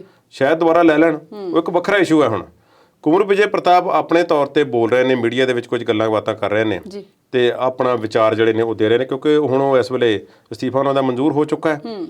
ਸੋ ਕਾਂਗਰਸ ਦੇ ਕਈ ਆਗੂ ਇਸ ਗੱਲ ਤੋਂ ਵੀ ਨਾਰਾਜ਼ ਨੇ ਕਿ ਅੰਦਰਲੀਆਂ ਗੱਲਾਂ ਬਾਹਰ ਆ ਰਹੀਆਂ ਨੇ। ਹੁਣ ਅੰਦਰਲੀਆਂ ਗੱਲਾਂ ਕਿਵੇਂ ਬਾਹਰ ਆ ਰਹੀਆਂ ਨੇ, ਇਹ ਤਾਂ ਕੁੰਵਰ ਵਿਜੇ ਪ੍ਰਤਾਪ ਜਾਣਦੇ ਨੇ, ਜਾਂ ਉਹਨਾਂ ਦੀ ਸਰਕਾਰ ਨਾਲ ਕੀ ਤੈਅ ਸੀ ਕਿ ਇਸ ਤਰ੍ਹਾਂ ਦੀਆਂ ਗੱਲਾਂ ਆ ਸਕਦੀਆਂ ਨੇ ਤਕਨੀਕੀ ਤੌਰ ਤੇ ਜਾਂ ਨਹੀਂ, ਜਾਂ ਅਦਾਲਤ ਦਾ ਇਸ ਬਾਰੇ ਕੀ ਕਹਿਣਾ, ਇਹਨਾਂ ਗੱਲਾਂ ਬਾਰੇ ਕੁਝ ਪਤਾ ਨਹੀਂ। ਪਰ ਦੱਸਿਆ ਜਾਂਦਾ ਕਿ ਕੈਬਨਿਟ ਦੀ ਮੀਟਿੰਗ ਹੋਈ, ਕਰੋਨਾ ਦੇ ਹਾਲਾਤਾਂ ਬਾਰੇ ਵੀ ਗੱਲਬਾਤ ਤੇ ਨਾਲ ਇਹ ਜਿਹੜੀ ਸਿੱਟ ਦੀ ਰਿਪੋਰਟ ਜਿਹੜੀ ਰੱਦ ਹੋਈ ਹੈ। ਵੱਡੇ ਹਮਲੇ ਹੋਏ ਤੇ ਉੱਥੇ ਪੰਜਾਬ ਦੇ ਐਡਵੋਕੇਟ ਜਨਰਲ ਜਿਹੜੇ ਨੇ ਉਹ ਵੀ ਉੱਥੇ ਮੌਜੂਦ ਸਨ। ਉਹਨਾਂ ਦੀ ਖਿਚਾਈ ਇਸ ਗੱਲੋਂ ਹੁੰਦੀ ਰਹੀ ਜਿਹੜੇ ਮੰਤਰੀ ਉਹਨਾਂ ਨੂੰ ਕਹਿੰਦੇ ਸੀ ਕਿ ਤੁਸੀਂ ਅੱਜ ਤੱਕ ਕੇਸ ਜਿੱਤਿਆ ਕਿਹੜਾ ਹੈ, ਉਹ ਕਹਿੰਦੇ ਨੇ ਕਿ ਉਹ ਵੀ ਪੂਰੀ ਤਿਆਰੀ ਨਾਲ ਆਏ ਹੋਏ ਸੀ ਤੇ ਉਹਨਾਂ ਨੇ ਕਿਹਾ ਕਿ ਦੇਖੋ ਜੀ ਇਹ ਜਾਂਚ ਤੇ ਪਹਿਲਾਂ CBI ਕੋਲ ਸੀ ਤੇ ਅਸੀਂ ਬੜੇ ਜ਼ੋਰ ਨਾਲ ਖਿੱਚ ਕੇ ਜਿਹੜੀ ਸਿੱਟ ਨੂੰ ਦਿੱਤੀ ਸੀ ਤੇ ਅਸੀਂ ਤੇ ਆਪਣੇ ਵੱਲੋਂ ਕੋਈ ਕਸਰ ਨਹੀਂ ਛੱਡੀ। ਹੁਣ ਅਦਾਲਤ ਇਸ ਨੂੰ ਰੱਦ ਕਰ ਦਿੰਦੀ ਤੇ ਅਸੀਂ ਕੀ ਕਰ ਸਕਦੇ ਹਾਂ ਜੀ। ਸੋ ਉਹਨਾਂ ਨੇ ਆਪਣਾ ਪੱਖ ਪੇਸ਼ ਕਰ ਦਿੱਤਾ। ਇਹ ਦੱਸਿਆ ਜਾਂਦਾ ਹੈ ਕਿ ਪੰਜਾਬ ਕਾਂਗਰਸ ਦੇ ਪ੍ਰਧਾਨ ਸੁਨੀਲ ਜਾਖੜ ਤੇ ਸਹਿਕਾਰਤਾ ਮੰਤਰੀ ਸੁਖਜਿੰਦਰ ਸਿੰਘ ਰੰਧਾਵਾ ਇਹਨਾਂ ਨੇ ਉਸ ਕੈਬਨਿਟ ਮੀਟਿੰਗ ਦੀ ਗਹਿਮਾ ਗਹਿਮੀ ਦੇ ਵਿੱਚ ਆਪਣੇ ਅਸਤੀਫਿਆਂ ਦੀ ਪੇਸ਼ਕਸ਼ ਕੀਤੀ ਹੈ। ਇਹ ਤੇ ਹੁਣ ਪਤਾ ਨਹੀਂ ਕਿ ਜੇਬ ਵਿੱਚ ਪਾ ਕੇ ਲਗਾਏ ਹੋਏ ਸੀ ਤੇ ਜਾਂ ਉੱਥੇ ਲਿਖਣ ਬੈਠ ਗਏ ਤੇ ਕੈਪਟਨ ਸਾਹਿਬ ਨੇ ਜਿਸ ਤਰ੍ਹਾਂ ਦੀ ਇਹਨਾਂ ਨੇ ਪੇਸ਼ਕਸ਼ ਕੀਤੀ ਉਸੇ ਤਰ੍ਹਾਂ ਹੀ ਉਹਨਾਂ ਨੇ ਰੱਦ ਕਰ ਦਿੱਤੇ ਨੇ। ਕੈਪਟਨ ਸਾਹਿਬ ਦੀ ਕੋਈ ਗੱਲ ਬਾਹਰ ਨਿਕਲ ਕੇ ਸਾਹਮਣੇ ਨਹੀਂ ਆਈ ਤੇ ਹੁਣ ਜਿਵੇਂ ਕਹਿੰਦੇ ਨੇ ਕਿ ਦਿਨ ਗਿਆ ਬਨੇਰੇ ਤੇ ਸ਼ਰਮਿੰਦੀ ਚਰਖਾ ਫੇਰੇ ਵਾਲੀ ਗੱਲ ਹੈ। ਅਦਾਲਤ ਨੇ ਭਾਵੇਂ ਕਹਿ ਦਿੱਤਾ ਹੈ ਕਿ 6 ਮਹੀਨਿਆਂ 'ਚ ਜਾਂਚ ਮੁਕੰਮਲ ਕਰੋ ਜੀ ਤੇ ਇਸ ਤਰ੍ਹਾਂ ਮੁਕੰਮਲ ਹੋ ਸਕਦੀ ਹੈ ਕਿ ਨਹੀਂ ਹੋ ਸਕਦੀ ਤੇ ਜਾਂਚ ਕਮੇਟੀ ਦੱਸ ਸਕਦੀ ਹੈ। ਅਜੇ ਤੱਕ ਤੇ ਕੋਈ ਬਿਠਾਈ ਨਹੀਂ ਗਈ। ਹੁਣ ਕੈਪਟਨ ਅਮਰਿੰਦਰ ਸਿੰਘ ਨੇ ਇਹ ਗੱਲ ਆਖੀ ਹੈ ਕਿ ਅਸੀਂ ਜਾਂਚ ਇਸ ਦੀ ਛੇਤੀ ਕਰਵਾਵਾਂਗੇ। ਉਸ ਮੀਟਿੰਗ ਦੇ ਵਿੱਚ ਕਥਿਤ ਤੌਰ ਤੇ ਗੱਲ ਸਾਹਮਣੇ ਆਈ ਹੈ ਸੂਤਰਾਂ ਤੋਂ ਜੀ ਕਿ ਅਸੀਂ 6 ਮਹੀਨਿਆਂ ਦੇ ਵਿੱਚ ਇਸ ਨੂੰ ਉੱਥੇ ਫੈਸਲਾ ਇੰਨਾ ਕੁ ਹੋ ਗਿਆ ਆਪਸੀ ਇਹਨਾਂ ਦਾ ਕਿ ਅਸੀਂ ਛੇਤੀ ਤੋਂ ਛੇਤੀ ਜਿਹੜੀ ਜਾਂਚ ਹੈ 6 ਮਹੀਨਿਆਂ ਦੇ ਵਿੱਚ ਮੁਕੰਮਲ ਕਰਵਾ ਕੇ ਤੇ ਫਿਰ ਚੋਣਾਂ ਤੋਂ ਪਹਿਲਾਂ ਜੋ ਇਸ ਦਾ ਜਿਹੜਾ ਰਾਜਸੀ ਲਾਹਾ ਹੈ ਜਿਹੜਾ ਉਸ ਦਾ ਕੋਈ ਫਾਇਦਾ ਲੈਣ ਦਾ ਯਤਨ ਕਰੀਏ। ਇਹ ਗੱਲ ਵਾਰ-ਵਾਰ ਕਾਂਗਰਸੀ ਆਗੂ ਕਰ ਰਹੇ ਨੇ ਕਿ ਜਿਹੜੇ ਅਸੀਂ ਵਾਅਦੇ ਕੀਤੇ ਹੋਏ ਸੀ ਲੋਕਾਂ ਨਾਲ ਖਾਸ ਤੌਰ ਤੇ ਬੇਅਦਬੀ ਕਾਂਡ ਨੂੰ ਤੇ ਗੋਲੀ ਕਾਂਡ ਨੂੰ ਲੈ ਕੇ ਉਸ ਮੌਕੇ ਤੇ ਉਸ ਗੱਲ ਪ੍ਰਤੀ ਜਦੋਂ ਲੋਕ ਸਾਨੂੰ ਸਵਾਲ ਪੁੱਛਣਗੇ ਤੇ ਫਿਰ ਅਸੀਂ ਕੀ ਜਵਾਬ ਦੇਵਾਂਗੇ। ਉਹਨਾਂ ਦੇ ਜਵਾਬ ਲੱਭਣ ਲਈ ਕਾਂਗਰਸੀ ਜਿਹੜੇ ਨੇ ਇਸ ਵੇਲੇ ਹੱਥ ਪੈਰ ਮਾਰ ਰਹੇ ਨੇ। ਸਿੱਧੂ ਆਪਣੇ ਦਾਅ ਤੇ ਬੈਠੇ ਹੋਏ ਨੇ, ਇੱਕ ਪਾਸੇ ਨੇ ਹਲੇ, ਪਰ ਸ਼ਿਕਾਇਤਾਂ ਉਹਨਾਂ ਦੀਆਂ ਵੀ ਕਹਿੰਦੇ ਹੁਣ ਹਾਈ ਕਮਾਂਡ ਕੋ ਜਾ ਰਹੀਆਂ ਨੇ ਕਿ ਇਹਨਾਂ ਨੂੰ ਚੁੱਪ ਕਰਵਾਓ। ਕੱਲੇ ਸਿੱਧੂ ਬੋਲ ਰਹੇ ਨੇ ਤੇ ਕੁਝ ਹੋਰ ਲੋਕ ਬੋਲ ਰਹੇ ਨੇ, ਕਈ ਅਜੇ ਬਹੁਤ ਦੜ ਵੱਟ ਕੇ ਬੈਠੇ ਹੋਏ ਨੇ ਤੇ ਉਹਨਾਂ ਨੇ ਕਿਉਂ ਚੁੱਪ ਵੱਟੀ ਹੋਈ ਹੈ, ਆਉਣ ਵਾਲੇ ਦਿਨਾਂ ਵਿੱਚ ਉਹ ਕਿਸ ਤਰ੍ਹਾਂ ਤੇ ਕਿਹੜੇ ਪਾਸੇ ਨੂੰ ਮੂੰਹ ਖੋਲ ਸਕਦੇ ਨੇ, ਇਹ ਅਜੇ ਗੱਲਾਂ ਆਉਣ ਵਾਲੇ ਦਿਨਾਂ 'ਚ ਕਈ ਹੋਣਗੀਆਂ। ਪਰ ਹਾਲ ਦੀ ਘੜੀ ਕਾਂਗਰਸੀਆਂ ਨੇ ਥੋੜਾ ਜਿਹਾ ਆਪਣਾ ਇੱਕ ਰੁਖ ਜਿਹਾ ਮੋੜ ਲਿਆ, ਪਰ ਬਹੁਤੀ ਕਲੀਅਰ ਸਥਿਤੀ ਅਜੇ ਵੀ ਨਹੀਂ ਹੈ ਜੀ। ਤੇ ਕੁਲਦੀਪ ਜੀ, ਖਬਰ ਇਹ ਵੀ ਆਈ ਹੈ ਕਿ ਧਨਾੜ ਲੋਕ ਜਿਹੜੇ ਨੇ ਉਹ ਭਾਰਤ ਛੱਡ ਕੇ ਜਾ ਰਹੇ ਨੇ। ਕੀ ਭਾਰਤ ਉਹਨਾਂ ਨੂੰ ਚੁੰਡੀਆਂ ਵੱਢ ਰਿਹਾ? ਜੀ, ਭਾਰਤ ਇਸੇ ਤਰ੍ਹਾਂ ਜਿਹੜੇ ਜਿਵੇਂ ਕਹਿੰਦੇ ਨੇ ਕਿ ਜਹਾਜ਼ ਡੁੱਬਦਾ ਤੇ ਚੂਹੇ ਜਿਹੜੇ ਨੇ ਪਹਿਲਾਂ ਉਸ ਨੂੰ ਛੱਡ ਜਾਂਦੇ ਨੇ। ਹੁਣ ਇਸ ਦੇ ਦੋ ਪੱਖ ਨੇ। ਹੁਣ ਕੀ ਵਾਕਈ ਭਾਰਤ ਦਾ ਜਹਾਜ਼ ਡੁੱਬ ਰਿਹਾ? ਕੀ ਇਸ ਤਰ੍ਹਾਂ ਛੱਡਣਾ ਜਾਇਜ਼ ਹੈ? ਜੇ ਵਾਕਈ ਡੁੱਬ ਰਿਹਾ ਤੇ ਫਿਰ ਤਾਂ ਇਹਨਾਂ ਲੋਕਾਂ ਦਾ ਛੱਡ ਕੇ ਜਾਣਾ ਜਿਸ ਮੁਲਕ 'ਚ ਉਹਨਾਂ ਨੇ ਇੰਨੀ ਵੱਡੇ ਪੱਧਰ ਤੇ ਕਮਾਈ ਕੀਤੀ ਹੋਵੇ ਤੇ ਇੰਨੇ ਸਮਰੱਥ ਉਹਨਾਂ ਨੂੰ ਬਣਾ ਦਿੱਤਾ ਹੋਵੇ ਕਿ ਉਹ ਪ੍ਰਾਈਵੇਟ ਜਹਾਜ਼ਾਂ ਦੇ ਵਿੱਚ ਉੱਡ ਕੇ ਦੁਨੀਆ ਦੇ ਕਿਸੇ ਵੀ ਦੇਸ਼ ਵਿੱਚ ਪਹੁੰਚ ਜਾਣ, ਮਾੜੀ ਗੱਲ ਹੈ। ਉਹਨਾਂ ਦੇ ਇਸ ਤਰ੍ਹਾਂ ਜਾਣਾ ਵਾਜਬ ਨਹੀਂ। ਪਰ ਮਹਾਰਾਸ਼ਟਰ ਦੇ ਵਿੱਚ ਕੁਝ ਮੰਤਰੀਆਂ ਨੇ ਗੱਲ ਆਖੀ ਸੀ ਤੇ ਹੁਣ ਵੀ ਇਹ ਗੱਲ ਸਾਹਮਣੇ ਆ ਰਹੀ ਹੈ ਕਿ ਕੁਝ ਲੋਕ ਇਹ ਗੱਲ ਕਹਿ ਰਹੇ ਨੇ ਕਿ ਦੇਖੋ ਜਿਹੜੇ ਕੋਈ ਸਮਰੱਥ ਲੋਕ ਹੋਏ ਨੇ ਜਿਹੜੇ ਪੇਮੈਂਟ ਕਰ ਸਕਦੇ ਨੇ ਉਹਨਾਂ ਨੇ ਖਾਮ-ਖਾਂ ਹਸਪਤਾਲਾਂ ਦੇ ਬੈੱਡ ਮੱਲੇ ਹੋਏ ਨੇ ਤੇ ਹੁਣ ਇਹ ਵੀ ਗੱਲ ਉੱਠ ਰਹੀ ਹੈ ਕਿ ਉਹਨਾਂ ਨੂੰ ਛੱਡ ਦਿੱਤਾ ਜਾਵੇ। ਜਿਹੜੇ ਲੋਕ ਜ਼ਿਆਦਾ ਸੀਰੀਅਸ ਨੇ ਉਹਨਾਂ ਨੂੰ ਦਾਖਲ ਕੀਤਾ ਜਾਵੇ ਤੇ ਬਾਕੀ ਘਰ ਵਿੱਚ ਹੀ ਜਿਹੜਾ ਆਪਣਾ ਇਲਾਜ ਕਰਨ ਜਾਂ ਕੁਆਰੰਟਾਈਨ ਕਰਨ। ਹੁਣ ਅਮੀਰ ਲੋਕ ਜਿਹੜੇ ਨੇ ਕਿਹੜੀ ਗੱਲ ਤੋਂ ਚਿੰਤਤ ਨੇ? ਸ਼ਾਇਦ ਇਸ ਗੱਲ ਤੋਂ ਕਿ ਆਕਸੀਜਨ ਜਿਹੜੀ ਹੈ ਇਸ ਤਰ੍ਹਾਂ ਘੱਟ ਹੋ ਜਾਂਦੀ ਹੈ ਤੇ ਹਸਪਤਾਲ ਵੱਡੇ ਪੈ ਦੇ ਵਿੱਚ ਅਸੀਂ ਕੀ ਕਰਾਂਗੇ ਜੇ ਉੱਥੇ ਆਕਸੀਜਨ ਮੁੱਕ ਗਈ ਤੇ ਫਿਰ ਕੀ ਹੋਵੇਗਾ? ਤੌਖਲੇ ਬੜੇ ਹੁੰਦੇ ਨੇ ਅਮੀਰ ਲੋਕਾਂ ਦੇ। ਔਰ ਇਸੇ ਤੌਖਲਿਆਂ ਦੇ ਤਹਿਤ ਇੱਕ ਜਦੋਂ ਬ੍ਰਿਟਨ ਨੇ, ਕੈਨੇਡਾ ਨੇ, ਦੁਬਈ ਨੇ ਤੇ ਮਾਲਦੀਵ ਨੇ ਇਹ ਐਲਾਨ ਕਰ ਦਿੱਤਾ ਕਿ ਅਸੀਂ ਫਲਾਨੀ ਤਰੀਕ ਤੋਂ ਭਾਰਤ ਦੀਆਂ ਫਲਾਈਟਾਂ ਉਡਾਨਾਂ ਜਿਹੜੀਆਂ ਬੰਦ ਕਰ ਰਹੇ ਹਾਂ ਤੇ ਉੱਥੋਂ ਕੋਈ ਫਲਾਈਟ ਜਿਹੜੀ ਹੈ ਭਾਰਤ ਤੋਂ ਨਹੀਂ ਆਵੇਗੀ ਤੇ ਉਹਨਾਂ ਨੇ ਆਪਣੇ ਪ੍ਰਾਈਵੇਟ ਜੈਟ ਆਪਣੇ ਰਨਵੇਆਂ ਤੇ ਚਾੜ ਲਏ ਤੇ ਜੋ ਵੀ ਉਹਨਾਂ ਦਾ ਜ਼ਰੂਰਤ ਦਾ ਸਮਾਨ ਸੀ ਵਿੱਚ ਲੱਦ ਲਿਆ ਤੇ ਕਿਰਾਏ ਤੇ ਕਰਕੇ ਜਿਹੜੇ ਜਾਂ ਜਹਾਜ਼ ਰੈਂਟ ਤੇ ਲੈ ਕੇ ਉਹ ਪਹੁੰਚ ਗਏ ਨੇ ਚਾਰਟਰ ਫਲਾਈਟਾਂ ਲੈ ਕੇ ਤੇ ਸਮੇਂ ਤੋਂ ਕਈ ਦੱਸਿਆ ਜਾਂਦਾ ਹੈ ਕਿ 20 ਮਿੰਟ ਪਹਿਲਾਂ ਵੀ ਉਤਰ ਗਏ ਨੇ ਉਹਨਾਂ ਮੁਲਕਾਂ ਦੇ ਵਿੱਚ। ਦੁਬਈ ਦੀ ਇੱਕ ਟਿਕਟ ਜਿਹੜੀ ਹੈ ਉਹ 15 ਲੱਖ ਦੇ ਵਿੱਚ ਵੀ ਵਿਕੀ ਹੈ ਜੇ ਉਹ ਜਿਹੜੇ ਲੋਕ ਉੱਥੇ ਗਏ ਨੇ। ਸੋ ਇਹ ਇੱਕ ਰਿਚ ਦੀ ਕਈ ਤਰ੍ਹਾਂ ਦੀਆਂ ਗੱਲਾਂ ਕੀਤੀਆਂ ਜਾਂਦੀਆਂ ਨੇ। ਪੂਰ ਹੈ, ਗਰੀਬ ਹੈ, ਮਿਡਲ ਮੈਨ ਹੈ, ਫਿਰ ਰਿਚ ਹੈ, ਇੱਕ ਸੁਪਰ ਰਿਚ ਹੈ, ਇੱਕ ਫਿਲਥੀ ਰਿਚ ਹੁੰਦਾ। ਫਿਲਥੀ ਰਿਚ ਦੀ ਡੈਫੀਨੇਸ਼ਨ ਦੀ ਉਹਦੀ ਪਰਿਭਾਸ਼ਾ ਕੱਢੀ ਜਾਵੇ, ਫਿਲਥ ਦਾ ਮਤਲਬ ਪੰਜਾਬੀ ਦੇ ਵਿੱਚ ਗੰਦ ਹੁੰਦਾ ਹੈ। ਮਤਲਬ ਜਿਹੜਾ ਬੰਦਾ ਇੰਨਾ ਰਿਚ ਹੈ ਕਿ ਉਸ ਕੋਲ ਮਤਲਬ ਗੰਦਗੀ ਦੇ ਹਿਸਾਬ ਨਾਲ ਪੈਸਾ ਜਿਹੜਾ ਜਮ੍ਹਾਂ ਹੋਇਆ ਪਿਆ ਤੇ ਉਸ ਕੋਲ ਗਿਣਤੀ ਮਿਣਤੀ ਨਹੀਂ ਹੈ। ਇਹ ਮਾੜੀ ਗੱਲ ਹੈ। ਲੋਕ ਭੱਜ ਰਹੇ ਨੇ ਦੇਸ਼ ਛੱਡ ਕੇ ਤੇ ਇਹਨਾਂ ਲੋਕਾਂ ਦਾ ਕਿਰਦਾਰ ਜਿਹੜਾ ਸਾਹਮਣੇ ਆ ਰਿਹਾ ਕੌਣ ਨੇ ਅਜੇ ਤੱਕ ਡਿਟੇਲ ਨਹੀਂ ਹੈ ਤੇ ਨਾ ਸਾਨੂੰ ਡਿਟੇਲ ਜਾਣਨ ਦੀ ਲੋੜ ਹੈ। ਪਰ ਇੰਨੀ ਕੋਈ ਡਿਟੇਲ ਸਾਨੂੰ ਸਮਝ ਲੈਣੀ ਚਾਹੀਦੀ ਹੈ ਕਿ ਇਹ ਲੋਕ ਜੋ ਦੇਸ਼ ਹਿਤੈਸ਼ੀ ਖਵਾਉਂਦੇ ਨੇ ਕਿਸ ਤਰ੍ਹਾਂ ਮੌਕੇ ਤੇ ਭੱਜ ਕੇ ਜਾ ਸਕਦੇ ਨੇ ਤੇ ਇਹ ਲੋਕ ਜੋ ਆਪਣੇ ਆਪ ਨੂੰ ਦੇਸ਼ ਦੇ ਵੱਡੇ ਸਪੋਰਟਰ ਖਵਾਉਂਦੇ ਨੇ ਕਿਵੇਂ ਰਾਤੋਂ ਰਾਤ ਛੱਡ ਕੇ ਬੇਦਾਵਾ ਦੇ ਕੇ ਆਪਣੇ ਮੁਲਕ ਨੂੰ ਹੋਰ ਕਿਤੇ ਭੱਜ ਸਕਦੇ ਨੇ। ਕਮਾਉਂਦੇ ਇੱਥੋਂ ਨੇ, ਖਾਂਦੇ ਇੱਥੇ ਦਾ ਨੇ, ਗੁਣ ਵੀ ਇੱਥੇ ਦਾ ਗਾਉਂਦੇ ਨੇ ਤੇ ਰਹਿੰਦੇ ਤੇ ਆਪਣੀ ਵੈਲਬੀਇੰਗ ਵਾਸਤੇ ਕਿਤੇ ਵੀ ਜਾ ਸਕਦੇ ਨੇ। ਜੀ ਕੁਲਦੀਪ ਜੀ, ਜਾਣ ਤੋਂ ਪਹਿਲਾਂ ਦੀਪ ਸਿੱਧੂ ਦੀ ਗੱਲ ਕਰ ਲੈਂਦੇ ਆ। ਜ਼ਮਾਨਤ ਤੇ ਉਹਨਾਂ ਦੀ ਦੋਨਾਂ ਕੇਸਾਂ 'ਚ ਹੋ ਗਈ ਹੈ ਤੇ ਪਰ ਹੁਣ ਅਦਾਲਤ ਕੀ ਕਹਿ ਰਹੀ ਹੈ? ਅਦਾਲਤ ਨੇ ਬਹੁਤ ਕੁਝ ਨਹੀਂ ਆਖਿਆ। ਜਦੋਂ ਉਹਨਾਂ ਦਾ ਦੂਸਰੀ ਵਾਰੀ ਜਿਹੜਾ ਸੀ ਉਹਨਾਂ ਨੂੰ ਗ੍ਰਿਫਤਾਰ ਕੀਤਾ ਗਿਆ ਤੇ ਰਿਮਾਂਡ ਮੰਗ ਲਿਆ ਗਿਆ ਸੀ। ਅਦਾਲਤ ਨੇ ਤੇ ਉਦੋਂ ਹੀ ਕਹਿ ਦਿੱਤਾ ਸੀ ਪੁਲਿਸ ਨੂੰ ਕਿ ਤੁਸੀਂ ਹੁਣ ਰਿਮਾਂਡ ਕਾਹਦਾ ਮੰਗ ਰਹੇ ਹੋ। ਪਹਿਲਾਂ ਉਹ ਆਮ ਹਿਰਾਸਤ ਦੇ ਵਿੱਚ ਰਿਹਾ ਕਈ ਦਿਨ ਤੋਂ, ਫਿਰ ਉਸ ਨੂੰ ਰਿਮਾਂਡ ਦਿੱਤਾ ਗਿਆ ਸੀ ਤੇ ਉਸ ਨੂੰ ਇੰਨੇ ਦਿਨ 70 75 ਜਾਂ 80 ਦਿਨ ਹੋ ਗਏ ਨੇ ਹਿਰਾਸਤ ਵਿੱਚ, ਤੁਸੀਂ ਉਦੋਂ ਉਸ ਤੋਂ ਕੋਈ ਪੁੱਛਗਿੱਛ ਕਿਉਂ ਨਹੀਂ ਕੀਤੀ? ਤੇ ਆਰਕੀਓਲੋਜੀਕਲ ਸਰਵੇ ਆਫ ਇੰਡੀਆ ਦਾ ਇਸ ਤਰ੍ਹਾਂ ਉਸ ਨੂੰ ਹਿਰਾਸਤ ਵਿੱਚ ਰੱਖਣ ਲਈ ਹੋਰ ਜ਼ੋਰ ਲਾਉਣਾ ਇਹ ਵਾਜਬ ਨਹੀਂ। ਸੋ ਉਹਨਾਂ ਨੇ ਜਿਹੜੀ ਪੇਸ਼ੀ ਹੋਈ ਹੈ, ਜਦੋਂ ਪਹਿਲੀ ਜ਼ਮਾਨਤ ਤੋਂ ਬਾਅਦ ਬਾਹਰ ਨਿਕਲੇ ਨੇ ਤੇ ਨਿਕਲ ਕੇ ਆਉਣ ਵਾਲੇ ਸਨ ਤੇ ਫਿਰ ਗ੍ਰਿਫਤਾਰ ਕਰ ਲਿਆ ਕਿ ਆਰਕੀਓਲੋਜੀਕਲ ਸਰਵੇ ਆਫ ਇੰਡੀਆ ਜੋ ਪੁਰਾਤਨ ਬਿਲਡਿੰਗਾਂ ਦੀ ਦੇਖ ਰੇਖ ਕਰਦਾ ਹੈ, ਉਹਨਾਂ ਨੇ ਫੜ ਲਿਆ ਕਿ ਦੇਖੋ ਜੀ ਇਹ ਲਾਲ ਕਿਲੇ ਨੂੰ ਨੁਕਸਾਨ ਪਹੁੰਚਾਇਆ ਇਹਨੇ ਤੇ ਇਹਦੇ ਸਾਥੀਆਂ ਨੇ। ਉਸ ਕੇਸ ਦੇ ਵਿੱਚ ਉਸ ਦੀ ਜ਼ਮਾਨਤ ਹੋ ਗਈ ਹੈ। ਦੀਪ ਸਿੱਧੂ ਨੇ ਬਹੁਤਾ ਅਜੇ ਗੱਲਾਂ ਨਹੀਂ ਕੀਤੀਆਂ, ਲੇਕਿਨ ਕੁਝ ਗੱਲਾਂ ਕਰ ਰਹੇ ਨੇ ਤੇ ਉਹ ਗੋਲਮੋਲ ਗੱਲਾਂ ਉਹਨਾਂ ਨੇ ਕੀਤੀਆਂ ਨੇ। ਰਕਾਬਗੰਜ ਸਾਹਿਬ ਉਹ ਗਏ ਨੇ ਤੇ ਮੱਥਾ ਟੇਕਿਆ ਤੇ ਮਨਜਿੰਦਰ ਸਿੰਘ ਸਿਰਸਾ ਦੱਸਿਆ ਜਾਂਦਾ ਕਿ ਉਹਨਾਂ ਦੀ ਜ਼ਮਾਨਤ ਵੇਲੇ ਤੇ ਗੁਰਦੁਆਰਾ ਸਾਹਿਬ ਜਾਣ ਵੇਲੇ ਤਕਰੀਬਨ ਉਹਨਾਂ ਦੇ ਨਾਲ ਰਹੇ ਨੇ ਜੀ। ਤੇ ਕਿਸਾਨ ਅੰਦੋਲਨ ਦੀ ਵੀ ਮਾੜੀ ਜੀ ਗੱਲ ਕਰ ਲਈਏ, ਕੀ ਹੈ ਮੌਜੂਦਾ ਸਥਿਤੀ? ਕਿਸਾਨ ਅੰਦੋਲਨ ਥੋੜਾ ਜਿਹਾ ਇਸ ਵੇਲੇ ਸਥਿਤੀ ਜਿਹੜੀ ਹੈ ਖਿੰਡਰੀ ਹੋਈ ਹੈ। ਉਸ ਵਿੱਚ ਕਈ ਗੱਲਾਂ ਨੇ। ਇੱਕ ਤੇ ਦੀਪ ਸਿੱਧੂ ਵਾਲਾ ਮਾਮਲਾ ਹੈ, ਲੱਖਾ ਸਿਧਾਣਾ ਵੀ ਦੁਬਾਰਾ ਸਿੰਘੂ ਮੋਰਚੇ ਤੇ ਪਹੁੰਚਿਆ ਦੱਸਿਆ ਜਾਂਦਾ ਹੈ ਔਰ ਉਸਨੇ ਵੀ ਆਪਣੇ ਹਿਸਾਬ ਨਾਲ ਕੋਈ ਗੱਲਾਂ ਬਾਤਾਂ ਕੀਤੀਆਂ ਨੇ। ਪਰ ਕਿਸਾਨ ਇਸ ਵੇਲੇ ਥੋੜਾ ਜਿਹਾ ਕਣਕ ਦੀ ਵਢਾਈ ਚੁਕਾਈ ਦੇ ਵਿੱਚ ਬਿਜ਼ੀ ਨੇ। ਬਾਰਿਸ਼ ਵੀ ਪਿਛਲੇ ਦਿਨਾਂ ਵਿੱਚ ਪੈ ਗਈ ਸੀ ਤੇ ਦੁਬਾਰਾ ਇਸ ਨੂੰ ਜਿਹੜਾ ਸੁਰਜੀਤ ਕਰਨ ਦੇ ਯਤਨ ਜਿਹੜੇ ਨੇ ਕੀਤੇ ਜਾ ਰਹੇ ਨੇ ਤੇ ਆਪਣੇ ਤੌਰ ਤੇ ਜ਼ੋਰ ਲਾਇਆ ਜਾ ਰਿਹਾ ਔਰ ਥੋੜੀ ਜਿਹੀ ਖਿੱਚੋਤਾਣ ਵੀ ਚੱਲ ਰਹੀ ਹੈ ਆਪਸੀ ਜਥੇਬੰਦੀਆਂ ਦੀ ਕੁਝ ਮਾਮਲਿਆਂ ਤੇ। ਪਰ ਕਰੋਨਾ ਦੇ ਮਾਮਲੇ ਨੂੰ ਲੈ ਕੇ ਥੋੜੀ ਜਿਹੀ ਚਿੰਤਾ ਸਾਡੀ ਵੀ ਬਣੀ ਹੋਈ ਹੈ ਕਿ ਉੱਥੇ ਇੰਨੇ ਕਾਫੀ ਸਾਰੇ ਕਿਸਾਨ ਇਕੱਤਰ ਹੋਏ ਨੇ, ਕਿਤੇ ਉਹਨਾਂ ਨੂੰ ਕੋਈ ਜ਼ਿਆਦਾ ਹਰਜ ਨਾ ਆਵੇ। ਤੇ ਰਾਕੇਸ਼ ਟਕੈਤ ਵੀ ਸਰਕਾਰ ਨੂੰ ਲਲਕਾਰੇ ਮਾਰ ਰਹੇ ਨੇ। ਰਾਕੇਸ਼ ਟਕੈਤ ਮਾਰ ਰਹੇ ਨੇ ਪੂਰੇ ਜ਼ੋਰ ਨਾਲ। ਪਰ ਹੋ ਸਕਦਾ ਹੈ ਕਿ ਉਹ ਰਾਜਨੀਤਿਕ ਉਹਨਾਂ ਦੇ ਐਂਬੀਸ਼ਨਸ ਹੋਣ, ਪਰ ਰਾਕੇਸ਼ ਟਕੈਤ ਦੇ ਬਾਰੇ ਸੰਯੁਕਤ ਕਿਸਾਨ ਮੋਰਚੇ ਦਾ ਜਿਹੜਾ ਕਹਿਣਾ ਜਾਂ ਮੰਨਣਾ ਹੈ ਉਹ ਥੋੜਾ ਜਿਹਾ ਵੱਖਰੇ ਕਿਸਮ ਦਾ ਹੁੰਦਾ ਹੈ। ਰਾਕੇਸ਼ ਟਕੈਤ ਜ਼ੋਰ ਲਾ ਰਹੇ ਨੇ ਪਰ ਅਜੇ ਕੋਈ ਸਥਿਤੀ ਕੋਈ ਬਹੁਤੀ ਉਤਪੰਨ ਹੁੰਦੀ ਨਜ਼ਰ ਨਹੀਂ ਆ ਰਹੀ। ਇਹ ਵਿੱਚੋਂ ਗੱਲ ਨਿਕਲ ਕੇ ਸਾਹਮਣੇ ਆਈ ਸੀ ਕੁਝ ਦਿਨ ਪਹਿਲਾਂ ਕਿ ਸ਼ਾਇਦ ਕੋਈ ਸੂਤਰਾਂ ਦੇ ਹਿਸਾਬ ਨਾਲ ਕਿ ਸ਼ਾਇਦ ਸਰਕਾਰ ਤੇ ਕਿਸਾਨਾਂ ਵਿਚਾਲੇ ਜਿਹੜੀ ਗੱਲਬਾਤ ਹੈ ਉਹ ਕਿਸੇ ਮੁੱਕਣ ਦੇ ਕੰਢੇ ਤੇ ਹੋਵੇ, ਪਰ ਅਜੇ ਤੱਕ ਕੁਝ ਨਹੀਂ ਹੋ ਰਿਹਾ। ਪਰ ਰਾਕੇਸ਼ ਟਕੈਤ ਕਿਸਾਨਾਂ ਨੂੰ ਇਹ ਵੀ ਕਹਿ ਰਹੇ ਨਾ ਵੀ ਕਣਕਾਂ ਸਾਂਭ ਕੇ ਤੇ ਆ ਜਾਓ ਵਾਪਸ, ਸਰਕਾਰ ਤੇ ਦਬਾਅ ਬਣਾਈਏ। ਪੰਜਾਬ ਦੇ ਲੋਕ ਤਾਂ ਬਹੁਤੇ ਗਏ ਵੀ ਨੇ, ਹਾਲਾਂਕਿ ਸੰਗਰੂਰ ਦੇ ਵਿੱਚੋਂ ਤੇ ਹੋਰ ਕੇ ਜ਼ਿਲ੍ਹਿਆਂ ਦੇ ਵਿੱਚੋਂ ਕਿਸਾਨਾਂ ਨੂੰ ਵਿੱਚੇ ਹੀ ਹਾੜੀ ਦੀ ਫਸਲ ਸਾਂਭਣ ਤੋਂ ਪਹਿਲਾਂ ਹੀ ਜਿਹੜਾ ਬੁਲਾ ਲਿਆ ਗਿਆ ਤੇ ਹੁਣ ਕਿਸਾਨ ਉੱਥੇ ਪਹੁੰਚਣੇ ਸ਼ੁਰੂ ਵੀ ਹੋਏ ਨੇ ਤੇ ਵੱਡੇ ਜਥੇ ਜਿਹੜੇ ਨੇ ਉਹ ਗਏ ਨੇ। ਖਾਸ ਤੌਰ ਤੇ ਠਿਕਰੀ ਬਾਰਡਰ ਤੇ ਉਗਰਾਹਾਂ ਜਿਹੜੀ ਜਥੇਬੰਦੀ ਹੈ ਉਹਨਾਂ ਦੇ ਬਹੁਤ ਸਾਰੇ ਬਜ਼ੁਰਗ, ਔਰਤ ਤੇ ਵਿਦਿਆਰਥੀ ਜਿਹੜੇ ਸਕੂਲਾਂ ਤੋਂ ਵਿਹਲੇ ਹੋਏ ਨੇ ਪਰ ਕਿਉਂਕਿ ਸਕੂਲ ਨਹੀਂ ਲੱਗ ਰਹੇ, ਯੂਨੀਵਰਸਿਟੀਆਂ ਵੀ ਬੰਦ ਨੇ, ਉਹ ਵੀ ਉੱਥੇ ਪਹੁੰਚੇ ਨੇ। ਪਰ ਅਜੇ ਥੋੜਾ ਜਿਹਾ ਮਸਲਾ ਜਿਹੜਾ ਉਹ ਠੰਡਾ ਪਿਆ ਹੋਇਆ ਜੀ। ਅਸੀਂ ਕਿਸਾਨਾਂ ਦੀ ਗੱਲ ਕਰ ਰਹੇ ਹਾਂ ਤੇ ਪੰਜਾਬ ਦੇ ਕਿਸਾਨ ਜਿਹੜੇ ਆਪਣੀ ਕਣਕ ਸਾਂਭ ਰਹੇ ਨੇ, ਇਸ ਵੇਲੇ ਖਰੀਦ ਦੀ ਕੀ ਸਥਿਤੀ ਹੈ? ਖਰੀਦ ਦੀ ਸਥਿਤੀ ਇਸ ਵਾਰੀ ਬਹੁਤ ਮਾੜੀ ਰਹੀ ਹੈ। ਖਰੀਦ ਦੀ ਸਥਿਤੀ ਜਿਹੜੀ ਹੈ FCI food corporation of India, Bharti Khad Nigam, ਉਹਨਾਂ ਨੇ ਕਈ ਜ਼ਿਲ੍ਹਿਆਂ ਵਿੱਚ ਤੇ ਇੱਕ ਦਾਣਾ ਵੀ ਨਹੀਂ ਖਰੀਦਿਆ। ਪੰਜਾਬ ਦੀਆਂ ਏਜੰਸੀਆਂ ਜੋ ਪਨਗਰੇਨ ਜਾਂ ਪਨਸਪ ਜਾਂ ਮਾਰਕਫੈਡ ਹੈ ਇਹਨਾਂ ਨੇ ਖਰੀਦ ਕੀਤੀ ਹੈ ਤੇ ਬਾਰਦਾਨੇ ਦੀ ਕਿੱਲਤ ਵੱਡੇ ਪੱਧਰ ਤੇ ਆਈ ਹੈ। ਇੱਕ ਤੇ ਮੈਨੂੰ ਇਹ ਸਮਝ ਨਹੀਂ ਆਉਂਦੀ ਕਿ ਹਰ ਸਾਲ ਜਿਹੜੀ ਹੈ ਉਹ ਉਪਜ ਕਿਵੇਂ ਵੱਧਦੀ ਜਾਂਦੀ ਹੈ ਕਿ ਬਾਹਰਲੇ ਸਟੇਟਾਂ ਵਿੱਚੋਂ ਆ ਕੇ ਵੀ ਕਣਕ ਵਿਕਦੀ ਹੈ ਤੇ ਇਸ ਵਾਰੀ ਦੱਸਿਆ ਜਾਂਦਾ ਹੈ ਕਿ ਪੰਜਾਬ ਦੇ ਨਾਲ ਲੱਗਦੇ ਹਿਮਾਚਲ ਦੇ ਖੇਤਰਾਂ ਦੇ ਕਿਸਾਨਾਂ ਨੂੰ ਵੀ ਬਹੁਤ ਮੁਸ਼ਕਲ ਪੇਸ਼ ਆਈ ਹੈ ਕਿਉਂਕਿ ਹਿਮਾਚਲ ਵਿੱਚ ਮੰਡੀ ਸਿਸਟਮ ਕਿਤੇ ਹੀ ਹੈ, ਬਹੁਤਾ ਵਧੀਆ ਨਹੀਂ ਹੈ ਤੇ ਉਹ ਪੰਜਾਬ ਵਿੱਚ ਲਿਆ ਕੇ ਆਪਣੀ ਉਪਜ ਵੇਚਦੇ ਸਨ ਤੇ ਉਹਨਾਂ ਨੂੰ ਵੀ ਇਸ ਵਾਰੀ ਬਹੁਤ ਮੁਸ਼ਕਲ ਆਈ ਹੈ ਤੇ ਕਿਸਾਨਾਂ ਨੂੰ ਪੋਰਟਲ ਬਣਾ ਕੇ ਕਦੀ FCI ਦਾ ਪੋਰਟਲ, ਕਦੀ ਮਾਰਕਫੈਡ ਦਾ ਜਾਂ ਪੰਜਾਬ ਸਰਕਾਰ ਦਾ ਪੋਰਟਲ ਬਣਾ ਕੇ ਸਾਰਿਆਂ ਦੇ ਥਰੂ ਜਿਹੜਾ ਮੰਡੀਆਂ ਵਿੱਚ ਜਾਣਾ ਪਿਆ। ਮੌਸਮ ਦੀ ਵੀ ਖਰਾਬੀ ਰਹੀ ਹੈ ਪਰ ਸਥਿਤੀ ਕੋਈ ਬਹੁਤੀ ਵਧੀਆ ਨਹੀਂ ਹੈ।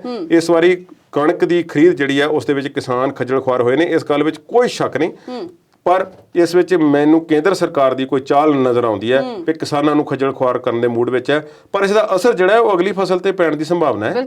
ਉਹ ਇਸ ਕਰਕੇ ਕਿਉਂਕਿ ਝੋਨੇ ਦੀ ਫਸਲ ਦੀ ਕਾਸ਼ਤ ਹੋਣੀ ਹੈ ਤੇ ਜੇ ਕਣਕ ਜਿਹੜੀ ਹੈ ਸਭ ਤੋਂ ਸੌਖੀ ਚੁਕਾਈ ਇਸ ਦੀ ਹੁੰਦੀ ਹੈ ਤੇ ਜੇ ਇਹਦੀ ਖਰੀਦ ਵਿੱਚ ਸਮੱਸਿਆ ਆ ਰਹੀ ਤੇ ਫਿਰ ਝੋਨੇ ਦਾ ਕੀ ਬਣੇਗਾ?